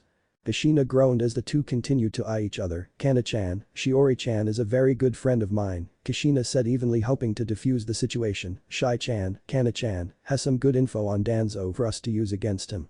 Shiori blinked and looked at Kushina in surprise, who nodded. "That's why I called you here," Minato announced, getting her attention. "We are going to go on the offensive against Danzo. No more sitting around while he destroys Konoha from the inside." Shiori stood there, shock written on her face at what she just heard, and she did something that made everyone in the room want to scream like a little girl. She gave a very dark, insane grin. "What's the info, Minato-kun?" she asked, and Minato could only smile back. "Let's just say we now know what really happened to Uzushio." Meanwhile, on the road 5 miles from the Cha no Kuni High no Kuni border. A beautiful-looking woman that appeared to be in her mid-30s with brown hair and a ponytail and light brown eyes leapt through the trees with a practiced ease, making a beeline for Konohagakure. She was wearing a completely black kunoichi outfit with a ninjato strapped to her back and a pair of clawed gauntlets hanging from her waist. Looks like Kasumi in her black ninja outfit with black scarf. Her thoughts on a certain Jinchuriki of a certain wolf. "Stupid baka. What the hell were you thinking using that jutsu?" she yelled in her mind as she continued on her way as fast as possible. "Ryume-sensei," shouted a young female voice. "Wait for us," shouted another as Ryume came to a stop as two girls, who looked to be 13 to 14 respectively, caught up to her, and both were out of breath. One of the two girls, who looked to be the oldest and wearing a blue battle kimono that was sleeveless with a black obi belt and stopped at her thighs, and wore fishnet armor underneath that stopped at her knees, and wearing dark blue colored tabi socks with waraji sandals. She also had a wakizashi strapped to her back and 2 kunai pouches on both thighs. She had chocolate brown eyes, and her black shoulder-length hair was in a high ponytail, just like her sensei, Naruto version of Sarina from Inuyasha, as she panted trying to catch her breath. The other, who appeared to be her younger sister, was also wearing the same type of battle kimono, but it was a dark yellow. She was also wearing fishnet armor and kunai pouches, and wearing yellow tabi socks with waraji sandals. She had a kusurigama tucked in her obi behind her back, her black hair was pulled into a small ponytail at the base of her neck, and had a few freckles on her face, Naruto version of Suzuna from Inuyasha, as she too panted trying to bring back oxygen into her lungs. Ryume raised her eyebrow at the pair. "Didn't I tell the two of you to stay home?" she asked in annoyance. "This is a rather personal matter I have to attend to." The elder sister managed to get enough air back into her lungs to respond. "You really think that me Pant and Suzuna would just let you go by yourself, sensei?" she said as Suzuna nodded in agreement, but panting less than her sister. "Sarina's right, sensei. Pant, we would always follow you wherever you go, no matter what," she said with conviction as Ryume looked at her two apprentices and sighed. She then smiled at the two. "What would I do without you two?" Ryume said, shaking her head and shrugging. "I expect the two of you to keep up with me. Time is of the essence right now." "Why is that, sensei?" Suzuna asked curiously as the pair managed to regain their breath. Ryume lowered her head at that. "It's Magoichi-kun," that got the girls' attention as they listened intently. The two kunoichi in training knew Magoichi and Ryume when they rescued the two from a Iwan in ambush after said ninja destroyed their village and wiped out most of their clan during the Third Great Shinobi War. They looked up to Magoichi as an older brother, secondary father type figure, while they saw Ryume as a mother figure since they never knew theirs. They knew the two Jinchuriki were close, and if Ryume was giving that look, it wasn't good. And Ryume confirmed it. "He's dying," she half whispered looking out towards Konoha. "I felt his summon, he's getting weaker by the day." "What, Magoichi-sensei is dying?" Sarina asked in shock. "That can't be true." "Yeah." Suzuna agreed determinedly. "He's uber strong. No way he would be dying." Ryume shook her head regretfully. "Unfortunately he is dying," she whispered. "He gave his life to save his cousin's life." "His cousin?" Sarina asked in curiosity as Ryume nodded her head. "Yes, on his mother's side, one of the Uzumaki clan," she said. "Apparently it was Kana-chan's sister that made the two girls' eyes bug out." "Kanani has a sister?" They both yelled simultaneously, making Ryume giggled at the pair as they waved their arms around. "Why didn't she tell us?" Ryame's smile faltered at the question. That is a very personal reason to Kana-chan. You too, she said, shaking her head. Only Kana-chan can answer the question. The two teens understood that what happened to Kana's clan and village was the same way that happened to theirs. Well, what are we waiting for then? Suzuna chirped as Serena nodded in agreement. Ryame smiled softly at the two girls before nodding and taking off into the trees with the two sisters in close pursuit. Konoha Hospital. Panda laughed merrily as she listened to Minato and Kushina talk about Kushina's life growing up in Konoha, with the two either smirking deviously or flustered in embarrassment. I can't believe you did that, One-chan. Cana yelled, holding her thigh from laughing so much. Kushina glared at Minato, who was sweating nervously, while blushing in embarrassment at the same time. It's not funny, Minato. Kushina shouted, while Cana kept laughing as she held her sides.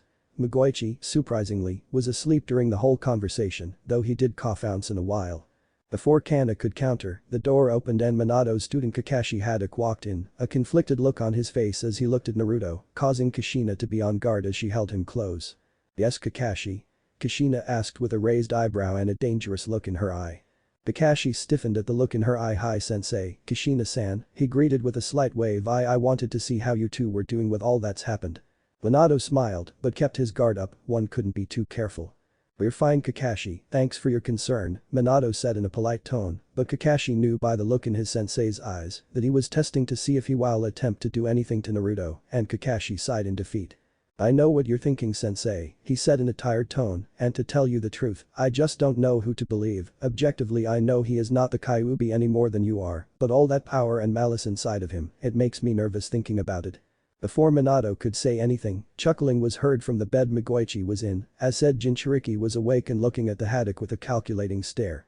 I wouldn't worry about that, Kakashi Haddock, son of Tsukumo Haddock, Aka, the Shiroi Kiba, White Fang, he said as Kakashi looked at the former Yukinin suspiciously. Who are you and what do you mean? Kakashi growled, demanded, narrowing his visible eye at the bedridden man who chuckled. Do you really think that your sensei would use an inferior seal to seal the Kyuubi on his own son, without being sure that it wouldn't affect said son? Migoichi accused sharply, his eyes bearing deep into Kakashi, making the white-haired young man shift uncomfortably. Have you so little faith in your teacher? It is a wonder you learned anything if you do not have faith in him. Kakashi lowered his head in shame. And to think you are Tsukumo's son, at least he didn't judge people before he got to know them, he said, making Kakashi jerk his head up, his eye widening slightly. Yes, I knew your father, kiddo, he was a good man, he did the right thing, and instead of being congratulated as a hero, he was ostracized by his ungrateful friends. I wish you turned out more like him. Kakashi flinched at the tone the Uzumaki used, but now he was curious. How do you know my father? Kakashi demanded as Migoichi smirked. I met him 6 years before you were even born, pup, he and your mother were part of the few friends I had. And when I heard what happened after that mission, Hiruzen contacted me and asked that I try to console him as best as I could, he said as he remembered that day when Tsukumo chose to save his friends over completing the mission, but it was no use, he was beyond the point of no return as he drowned in his misery and pain, all because his so-called friends betrayed him. Tell me, Kakashi. Will you follow your father's path, or his friend's path? Kakashi flinched at the hidden accusation within Migoichi's words as he looked over at the snoozing Naruto, who was held against Kushina's chest. Comfortably, I will choose my father's path, he stated with conviction. To do any less would shame the Haddock name I carry. Migoichi I smiled at that. Kakashi, your parents will be proud, he said, and then remembered something. Come to think of it, I believe my friend Tetsu's mother was a Haddock, he said, which caused the eyes of everyone, except Cana, because she already knew, to widen, but Kakashi's eyes were wider as they looked at him. Are you saying I still have family? Quite possibly, Migoichi confirmed with a nod. Tetsu said his mom was related to Tsukumo, and Tsukumo said he had an older sister that left Konoha a while back, so yeah, Tetsu could quite be your cousin. Kakashi's mind was processing the information that Migoichi said. But, I have some important advice to you when he comes in a few days, Migoichi says as Kakashi listens closely as the Jinchuriki's face contorted to that of fear and disgust. Don't, I repeat, don't try his tofu soup. He said as the others laughed, and Kakashi was confused. Why? Asked Kakashi, what is so bad about it? Tetsu-kun, well, a nice man and very devoted cannot cook, Cana explained, and his tofu soup has been declared a biological weapon of war by several countries. Meanwhile, in Tsuchi no Kuni. A man dressed in olive drab karate guy, with black ninja tabi boots, tan-colored leg guards, and wearing a short-sleeved black haori coat with a red kanji for dragon on the back. He was also wearing a ninja mask, based off Masamori's attire from Kakashi. He had silver spiky dark eyes, and at a height of 6'1". He had on his person the occasional Daisho 2 sword set. He was moving through Tsuchi no Kuni at fast pace when he sneezed. "Ah, you got to be kidding me," the man said with a thick accent. "Irish, who would be talking about me at this time? Hopefully it's my dear sweet lass Cana-chan." "It may very well be, Tetsu, it may be," said the now identified Tetsu as he continued on his way to Konoha. "Master Tetsu, do you think it's a real good idea to go through Tsuchi no Kuni to Konoha?" said a young man nervously, who looked to be in his mid-teens. He was wearing what appeared to be a mix of samurai armor and ninja attire that was blue with black trimming, and he also had a daisho set. He had black shoulder-length hair and emerald green eyes and stood at a height of 5'8" as he ran alongside his mentor. "What if we run into a Iowa patrol out here?" "Not a worry lad," Tetsu assured his apprentice Kashiwara. "I know some of the patrols, worse than we'll be stopping off for a pint before going on our way." Kashiwara's eye twitched. "I highly doubt that, master." He shouted back in irritation that one patrol wasn't very happy with you after the last time. You beat them all to an inch of their life. "Well, they shouldn't have called Kana-chan a whore," Tetsu replied. "Those lads brought it upon themselves, they did. But now they'll tell that Tsuchikage what happened and send more patrols after us." Kashiwara countered, as he didn't like the idea of an entire hidden village's shinobi force on their tails. "Don't worry boyo. We just have to keep running until we get to the border then," Tetsu replied, and Kashiwara just sighed in defeat. "I give up," he said in a tired tone as the duo continued on to Konoha. Konoha Hospital. "Yup, Tetsu-kun is a horrible cook, but a good person to have to watch your back," Cana repeated with an enthusiastic fist pump. "Definitely Kushina-chan sans sister." Everyone, sans Kushina, thought at once, sweat dropping. "I hope I'm not interrupting anything," a soft female voice spoke up and everyone turned, and there standing in the doorway was Makoto Uchiha, Kushina's best friend and the wife of Yugaku Uchiha, though, for how long was the number one ultimate question as she walked into the room. "Maiko-chan." Kushina exclaimed happily as she walked into the room. "Hey Kushi-chan, how are you feeling?" she said with a warm smile as she walked into the room. "I'm feeling much better now," Sensei said. "I can go home after she checks Naruto-kun out," Kushina explained to her friend as she moved Naruto into a more comfortable position. "Oh, he looks just like Minato." Makoto squealed in excitement, looking Naruto over, "and those adorable whisker marks are so cute." Ugoichi leaned over to Minato, who had moved to stand beside him to allow the girl some more space. "Your boy will be quite the heartbreaker in his teen years," he predicted with a slight smirk. Minato chuckled weakly. "Jiraiya-sensei is going to have a field day with him then," he agreed, rubbing the back of his head. Then the two men felt an aura of doom wash over them as they looked over and saw the Uzumaki sisters and Makoto glaring at them, as Kushina said, a demon-like voice. "If he even thinks of using my son's love life as research for his perverted books, he will kill him." The two males were now sweating bullets. "Not if we get a hold of him first," said a new voice, and everyone looked toward the door and saw two women looking into the room smiling. One was a wild-looking woman wearing the traditional Jonin outfit with wild spiky hair and brown slitted eyes. She was smiling fiercely as she looked into the room. The other woman was also wearing a Jonin outfit, but the shirt and pants were black and there were signs of fishnets in place of the bandages. She had black hair and a shoulder-length ponytail and has light brown eyes as she smiled at the scene in front of her. They were Tsumin Yuzuka and Yoshino Nara, Jonins of Konoha and members of the Ha no Roku Tenshi. "Tsu-chan, Yashi-chan." Kushina shouted excitedly. "You made it." Tsum laughed as Yoshino huffed. "Why did you nickname me after a green dinosaur?" Yoshino asked in irritation. "I swear taking you to the mainland corrupted you." Kushina laughed at her friend's irritation. Yoshino never liked her nickname because it reminded her of a character from a certain very old video game, Mario Bros. And she hated them both. Before she could comment though, Tsum saw Cana sitting on the bed next to her. Kushi-chan, who's this?" the Inyazuka patriarch asked. Kushina shifted nervously for a second, awaiting the reaction of the second and third most violent members of Ha no Roku Tenshi. Behind herself, of course. "Tsu-chan, Maiko-chan, Yashi-chan, this is my sister Cana-chan," she said, introducing them. She had survived Yuzushi Agakur's destruction and went into hiding because of what she overheard from some of Danzo's root members about him controlling me. Minato then began to count backwards in his head. 321. "Why it?" was the combined yell of the three friends of Kushina that was heard all the way to Tetsu no Kuni. Surprisingly, Naruto was still asleep from the outburst. "That old cripple. Tell us the whole story. Everything. I've wanted to deck him hard for so long, it makes want to hurt somebody," Tsum demanded as her eyes burned with a righteous fury. "I want to tear that bastard a new asshole. Now I'll get my chance." Yoshino growled as she cracked her knuckles. Makoto didn't say anything, but everyone could tell she was angry because she hated the Warhawk with every fiber of her being. And the fact her Sharingan was activated and spinning wildly told the whole story. Near the Tsuchikusa border. Master, what was that?" Kashiwara asked nervously as he looked around. That laddie was alas scorned, Tetsu explained in his rare serious voice, the most dangerous thing in the world. Kashiwara could only gulp, I hope that we're not on the other end of that woman's wrath. 5 miles from Konoha. SSS-sensei. What was that? Suzuna said in fear as she and Serena held each other in fear. That, my dears, is the sound of a group of very angry females, Riame said to her students as she smirked knowing that some poor dumb schmuck was in deep shit, literally. Konoha Hospital. Well, better add ruptured eardrum to the list of my injuries.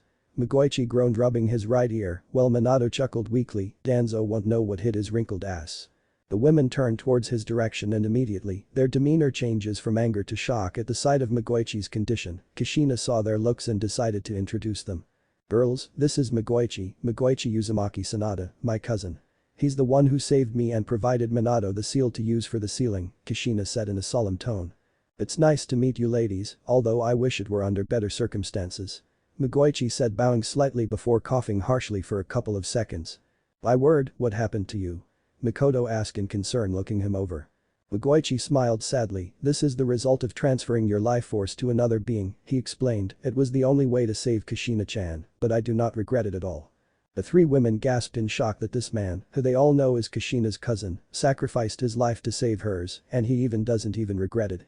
To them, it was the most damn good thing they ever heard of a man. Too bad their husbands aren't like that. Sume was the first to recover as she looked at the dying Uzumaki. So you're the one who saved Kushi-chan? Sume asked and received a nod in confirmation, then you have my deepest thanks. Sume said, bowing to the man, if you need anything from the Inyazuka let me know and I will do everything within my power to make it happen. Migoichi smiled at Sume. Thank you for your kind offer, he said with a bow of his own. I'm not sure about my clan in general, but Kushina is my friend, you have my deepest thanks as well, Mikoto said with a bow of her own, and Migoichi returned it. If my lazy husband doesn't do anything, I will. Thank you for saving Kushina, the Nara are indebted to you, Yoshino said as she bowed as well. Thank you all. Cough, cough, cough, Migoichi said, but then coughed harshly. Do you need me to get Tsunade? Minato asked in concern, helping Migoichi sit up. Migoichi coughed a final time as the fit passed. No, I'm alright, he assured. Guess I'm just getting excited, I can feel Riame-chan getting closer, Tetsu isn't far behind either. Minato nodded at that, he turned to the girls who had looks of worry on their faces. His fellow Jinchuriki are coming here. Cana is one too, he said, making the friends of Kushina turn to her, and the sister of Kushina chuckled nervously as she rubbed behind her head.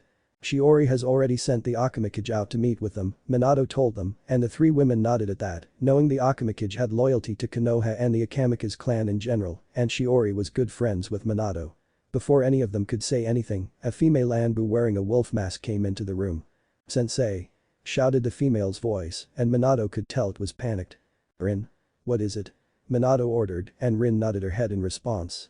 We have a problem. A mob is gathering. She said, and everyone had a shocked look on their face. What? Minato roared, enraged. Why? Rin gasped for breath as she answered, the civilian council led by Fugaku has begun an uprising, they're saying that you are harboring the Kyuubi reborn. That's bullshit. How can they believe them? Kushina shouted in outrage, before anyone could say a word, an amount of Kai filled the room, and the person emanating it was Mikoto herself, her Sharingan burning red and the Kama spinning wildly. That arrogant bastard. Mikoto hissed as she turned toward the door. Maiko-chan. Where are you going? Yoshino said.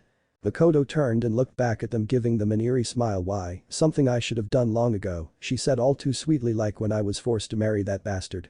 Everyone shivered at her tone as she stalked away, closely followed by Tsume, Yoshino and Cana, along with Rin and Kakashi. It's always the quiet ones. Migoichi said, shivering slightly. Minato could only nod in agreement when Naruto started crying and Kushina was doing all she could to calm him. Minato limped over and embraced his family, vowing he will protect them with his life. It's okay, Naru-chan, I promise that we will protect you from these ignorant fools, I swear it. As Yondaime Hokage, a husband, and as a parent, were his thoughts as he hugged his family tighter. Migoichi was looking at the scene with a smile, but on the inside he was beginning to panic. Hurry, Riame-chan, Tetsu, I don't know how long we can last with just the wives of the major clans, he called out mentally with his chakra, getting affirmative replies. 25 miles east from Konoha. Suzuna, Serena, I'm going on ahead, something has happened, just keep going on this road. Riame ordered sharply before vanishing in a massive burst of speed. Hold on, Migoichi-kun. 3 miles west of Konoha. Lad, keep on this road, Tetsu ordered harshly as his skin began to turn black. Migoichi is in trouble, I'm going on ahead. Yes, master. Kashiwara confirmed sharply as Tetsu took off like a rocket heading for Konoha. "Hang on my friend, I'm coming as fast as I can," were his thoughts as he screamed toward Konoha. Konoha, outside the hospital. The scene in Konoha was that of a showdown between Anbu, the Akamikage Spec Ops, 3 of the Haroku no Tenshi, Cana and other shinobi loyal to Minato on one side, with a mob of civilians, the Civilian Council, and shinobi from the Uchiha clan on the other. Kakashi, wearing his Anbu mask, was only thinking one thing about all this. This won't end well, he thought as Shiori stepped forward decked out in her Akamikage armor. Not well at all. What is the meaning of this? Shiori shouted enraged as her eyes swept the crowd angrily. "We demand the Kyuubi reborn." One of the civilians shouted, "The Kyuubi has to be killed for good." Shiori gritted her teeth in anger at the idiocy of these civilians. Naruto is not the Kyuubi reborn. He's the son of the Yondaime and his wife. And if you believe that he is Kyuubi, then you are complete idiots. Anna then stepped forward, her chikudo drawn as she entered a defensive stance, her eyes turning yellow, like those of a bird of prey, making the civilian members of the mob flinch in fear. Rest of the defenders also prepped themselves for a fight as they drew their weapons and prepped themselves for their hand seals. "Those who wish to die," Cana announced, "should try and kill my family. Those who wish to live, leave now." "Don't listen to her." Fugaku shouted, "She is a demon herself. She wishes to destroy Konoha from within." "Fugaku?" shouted an angry Mikoto as she stepped from the line of defenders, Sharingan blazing enough. Fugaku gritted his teeth in anger at his wife's defiance. "What the hell do you think you're doing, Mikoto?" he growled as Mikoto narrowed her eyes at her arrogant husband. "What I'm doing, dear husband, is preventing you from doing something stupid. Like killing my best friend's son." Mikoto spat as Fugaku seethed. "Mikoto, you dare defy me like this?" Fugaku shouted angrily, "Go home now." Mikoto spat towards him, "Like hell I will." Mikoto replied, "From here on out, we are divorced, Fugaku team." Fugaku's eyes widened in fury at that as his now ex-wife stepped back, not risking to expose her back to him. "Then your life is forfeit. And you are no longer a member of the Uchiha. I will make sure of that," he decreed, and Mikoto just looked at him. "Like I care about that," Mikoto growled out. "The Uchiha have become arrogant and corrupt," she declared, all the while making Fugaku more pissed as she continued. "Only reason you're doing this is because you want to be Hokage and that Minato was chosen over your limp." Murmurs and chuckles swept the crowd as Fugaku flushed in anger as he saw red. "You fucking whore." He roared, "The Uchiha are the ones who deserve to rule Konoha. People of Konoha, listen to him." Shiori shouted surprisingly, he would wish to weaken Konoha by killing off a Hokage that managed to defeat the Kyuubi. If he attacks, he would leave us vulnerable to another war with Iwa that we would not be able to win. Or have you already forgotten the Third Shinobi War? The crowd took that into consideration as they remembered the lives lost during that war, which started when the Sandaime Kazekage of Suna mysteriously disappeared, and enemy villages used this to their advantage when Suna's shinobi force were busy sweeping the countryside looking for their leader. After years of hard fighting, with Minato dealing the last finishing blow when he devastated Iwa's Shinboi force in decisive battles like the Battle of Kanabi Bridge with his Hiraishin time-space jutsu, thus earning him the moniker, Yellow Flash, and Minato being chosen by the Sandaime Hokage to be his successor as 4th Hokage. It was then the crowd realized that Minato did everything for Konoha and they were being ungrateful for it. Fugaku, though, was livid. "No." he roared angrily, "The Uchiha are the ones destined to rule. Not some clanless orphan." Unknown to Fugaku though, there was dissension in the Uchiha ranks as Itachi, a former student of Kushina's, had been moving through the crowd of Uchihas, saying some pointed things that rung true to many of Fugaku's supporters. Having enough, Itachi stepped forward with a third of the clan behind him. "Enough, father," Itachi said tonelessly as he gave a Sharingan-enhanced glare at his father as he and his own supporters stood beside Mikoto. "Go home and rethink your life." "You dare defy me, Itachi?" Fugaku growled as he shot back with a glare of his own. Itachi just looked at him with an apathetic look as he replied. "I just did." That made Fugaku's blood boil. "Then you are dead to me. You are no longer my son. And those that follow you are no longer part of the clan," he roared, and Itachi suddenly laughed loudly as it echoed throughout the area, surprising many that the emotionless Uchiha prodigy was displaying such laughter in public. "You think I care about that team?" he asked humorously. "I stopped thinking of you as a father when you forced me into becoming your own personal assassin, and the clan. Who gives a flying fuck about a clan that is willing to betray their allies and throw the world into another war after the last one just finished?" By now, most of the civilians in the mob were starting to doubt Fugaku, and one by they started to break away and head back to their homes.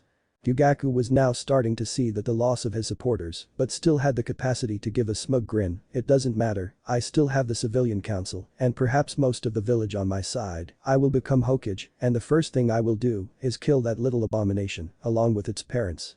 Shiori smirks secretly, "You hear that, citizens of Konoha," she shouted, getting everyone's attention. "All he wants is to kill the Yondaime, even after the Yondaime saved the village. By the way, Fugaku, where were the Uchiha during the attack?" Fugaku paled at that, but quickly grew red in the face. "We were busy trying to make sure our enemies didn't attack us while our forces were dealing with the Kyuubi," he countered, but Shiori didn't buy it one bit. "Bullshit," she shouted back. The closest Iwa patrol was shaking in fear of the Kyuubi, and half of the Anbu were stationed on the borders to defend us during the attack, so Fugaku, what enemies needed slaying? Fugaku's face scrunched in anger at this. "Shiori, you little bitch. You and your clan of wolves have always got in my way." Shiori didn't hear the rest because right now she was trembling in rage at the first sentence. "Fugaku," she growled fiercely, which unnerved everyone as they stepped away from the Akamika's matriarch. "What was that you called me?" "You heard me, bitch," Fugaku snarled as he pulled out a kunai and charged at Shiori. His charge abruptly stopped when Shiori appeared in front of him, planting a fist in his gut and sending him flying into a building. "So this is the almighty strength of the Uchiha?" Shiori asked mockingly as Fugaku pulled himself out of the rubble. "All I see is a pathetic thief. You slut. After I'm finished with you, I'll kill Minato, his bitch wife, and those two demons, starting with that brat." He screamed as he tried to charge her again, but didn't count on the fist that impacted with his face. "I don't think so, asswap," Cana growled as she strode forward, wisps of silver chakra dancing along her skin. "You will never touch my family while I live." Suddenly she smirked. "Besides, I doubt that the almighty Uchiha can deal with 3 pissed off Jinchurikis." Everyone looked in confusion towards the smirking redhead, but before anyone could comment on what she said, screams and feline roars erupted at the back of the mob, and everyone turned and were scared shitless at seeing 2 Bengal tigers with their claws and teeth sinking into 2 of Fugaku's shinobi, while 5 more tigers came down the street, growling at the mob. What the hell?" shouted a frightened civilian as the big cat stalked toward them. A deep growl froze them in place as a massive green-scaled Chinese dragon landed behind them, saliva dripping out of its mouth and pooling on the ground. "Glad to see you two are on time," Cana said, smiling as 2 figures landed beside her and straightened. "Of course we are, lass," Tetsu confirmed, smirking as he drew out his katana and wakizashi. "The hero always arrives precisely when he means to, don't you know?" Ryume sighed at her fellow Jinchuruki's antics. "Yep, what he said," she said, but then her face turned to that of concern. "Where's Migoichi-kun?" Anna turned to her friend and motioned with her head toward the hospital. Ryume nodded in understanding and then whistled to her tiger summons, who came to her side immediately. "Stay here with Tetsu-kun and Kana-chan, I'm going to check on Migoichi-kun," she ordered, and one of the tigers nodded in understanding as Ryume turned around and headed into the hospital. "So who is the one who got you in such a huff, Kana-chan?" Tetsu asked, turning serious as the Asian dragon circled itself around the area, glaring balefully down onto the crowd. Anna jerked her thumb to Fugaku, who looked like he was torn between having an apoplectic fit and pissing his pants in fear. "Tetsu-kun, meet Fugaku Uchiha," she said, grinning as Tetsu turned his gaze onto Fugaku, the award winner for wishing to slaughter those who can't even defend themselves. If Fugaku was not frightened before, then he sure damn was now, as green and black chakra wisp around the samurai Jinchuriki, as said spirit vessel looked at the power-hungry Uchiha with a sadistic gleam in his eyes. "Is that right?" "It wasn't a question, then I best do something about then," said the samurai as he marched toward the soon-to-be ex-patriarch of the Uchiha. With Ryume inside Konoha Hospital.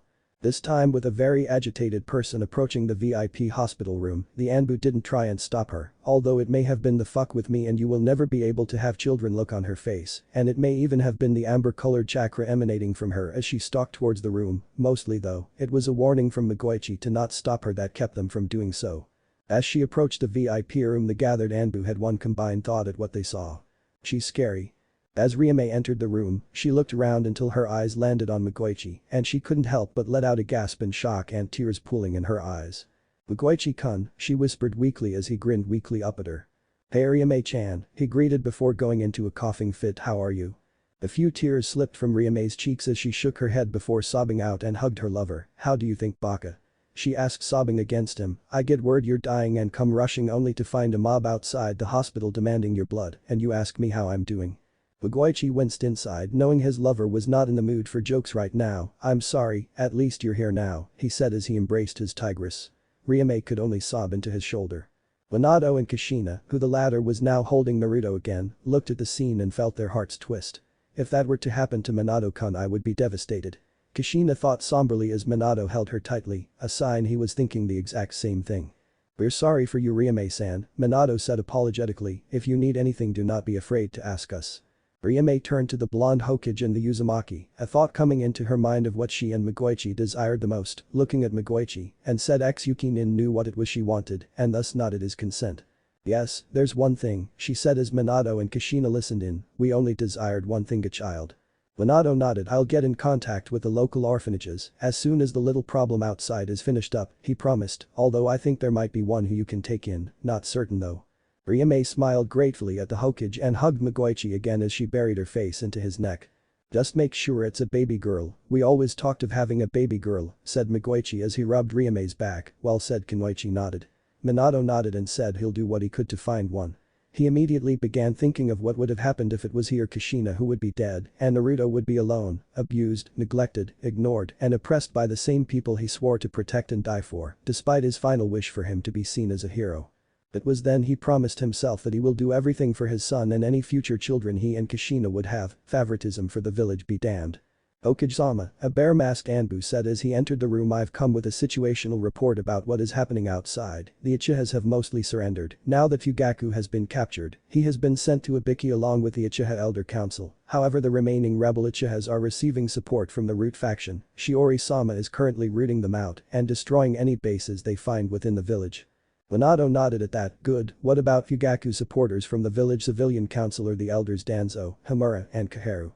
We managed to capture 3 of the civilian council, including Abi Haruno, the other councillors, and the elders have not been caught yet, the Anbu reported, and Minato narrowed his eyes at that. If they were allowed to roam free, they will cause more unneeded chaos in the future. Have some messenger hawks ready to be sent to our outposts and to the fire daimyo. I don't want them to lie to him just so that they can have me ousted and take my son to be either executed or turned into a weapon, he instructed as the Anbu gave a shout of hi. And left to carry out his orders. Minato sighed heavily as he sat on Kushina's bed and held her close to him, kissing her temple. Sometimes I just wish I could just take the 2 of you and leave, he said, maybe even leave the elemental countries altogether. Kushina nodded at that as she looked at her son, sleeping peacefully. Yes, I would welcome that, she said, then looked up at her husband and smiled, but, knowing those power-hungry morons and Iwa, they'll be persistent in hunting us down, she said humorlessly, and Minato chuckled at that. Do true, he exclaimed as he looked down and smiled at his son, his and Kushina's treasure, for all time those rock-headed bastards, better not try anything with Naruto though, if they do I'll summon Gamabunta over Iwagakure. Kushina smiled slightly. I doubt they will try anything soon, she replied, after all they had heavy losses and are only starting to get back what they had lost. I doubt they're itching to lose another army to you anytime soon. Minato chuckled. It was true though, Iwa didn't have the manpower after losing so many shinobi in the war, and their sandaime Tsuchikage, despite being a stubborn old ass, wasn't dumb enough to sacrifice more of his ninja for something as petty as killing the Yellow Flash's son for revenge. As he was thinking how to make sure nothing unfortunate happens to his son, Cana and Tetsu walk into the room with the rest of the Ha no Roku Tenshi, sans Hitomi. Well, that could have gone better, growled Shiori. What happened? Kushina asked in concern as she looked her friends and sister over. We dealt with the Uchihas easily enough once Tetsu-kun was finished with them, Cana explained, grinning up at the large man who shrugged, but then those rude Anbu started appearing everywhere along with other shinobi attacking multiple parts of the city.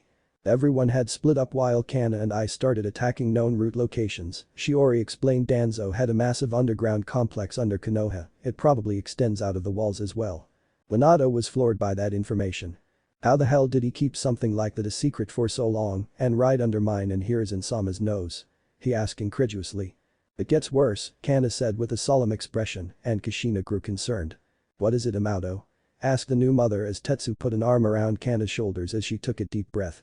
Apparently Danzo has been recruiting children into his root Anbu, and not just orphans, and not just here in Konoha, Cana answered, her lips curling into a snarl as Tetsu placed a hand on her shoulder. What? Kushina asked as she felt the blood run from her face. Kushina nodded in confirmation. We found children of all the major clans in Konoha, even some of the minor ones, she said. Not only that, but he has been abducting children from some of the clans in other countries. Minato cursed viciously. Damn it. This is going to be a massive shitstorm when this gets out. He growled. What the hell was that idiot thinking? This could very well cause another shinobi war. Which is precisely what he wants. Minato-kun. Everyone turned and found Hiruzen entering the room. Danzo will do whatever it takes to reach his goals, no matter what the costs. Which is precisely why Tobirama-sensei named me his successor rather than Danzo, said the retired Hokage with a strained sigh at the end. But still, soon began, kidnapping children from all the major and minor clans in the elemental nations. That's just crazy. Not to mention all the experiment labs we found down there, growled Mikoto, it smells of Orochimaru, that snake bastard. Minato, maybe we should inform the other nations, Hizarin informed seriously return their children to them and hunt down Danzo for his crimes. But will they believe that we didn't have anything to do with it though? Minato asked nervously. Iwa would not be happy. If we keep it from them and tell them later, they'll be more angry with us. Minato-kun, Kushina consoled as Minato sighed, thinking of what he has to do to avoid another war. After a few minutes of thinking, he made his decision. Shiori, Minato said, gaining Shiori's attention, prepare messenger hawks for the daimyos as well as the other cages, tell them that it is urgent, he ordered, and Shiori nodded in confirmation. At once Hokage-sama, she replied and disappeared in a poof of smoke. Hopefully they'll believe us, Minato said sighing as he sat back down, I just hope we can get our hands on them before they get out of Konoha. Mikoto, what's the situation with the rest of the Uchihas? Those who were captured or surrendered are currently at T&I, Mikoto reported, the ones who were not a part of the rebellion are currently restricted to the Uchiha compound under guard by Anbu, the ones who joined us are helping with rooting out Danzo and the other council members. Minato nodded at that, good, and the civilians that were involved? He asked and Tsume was the one who answered.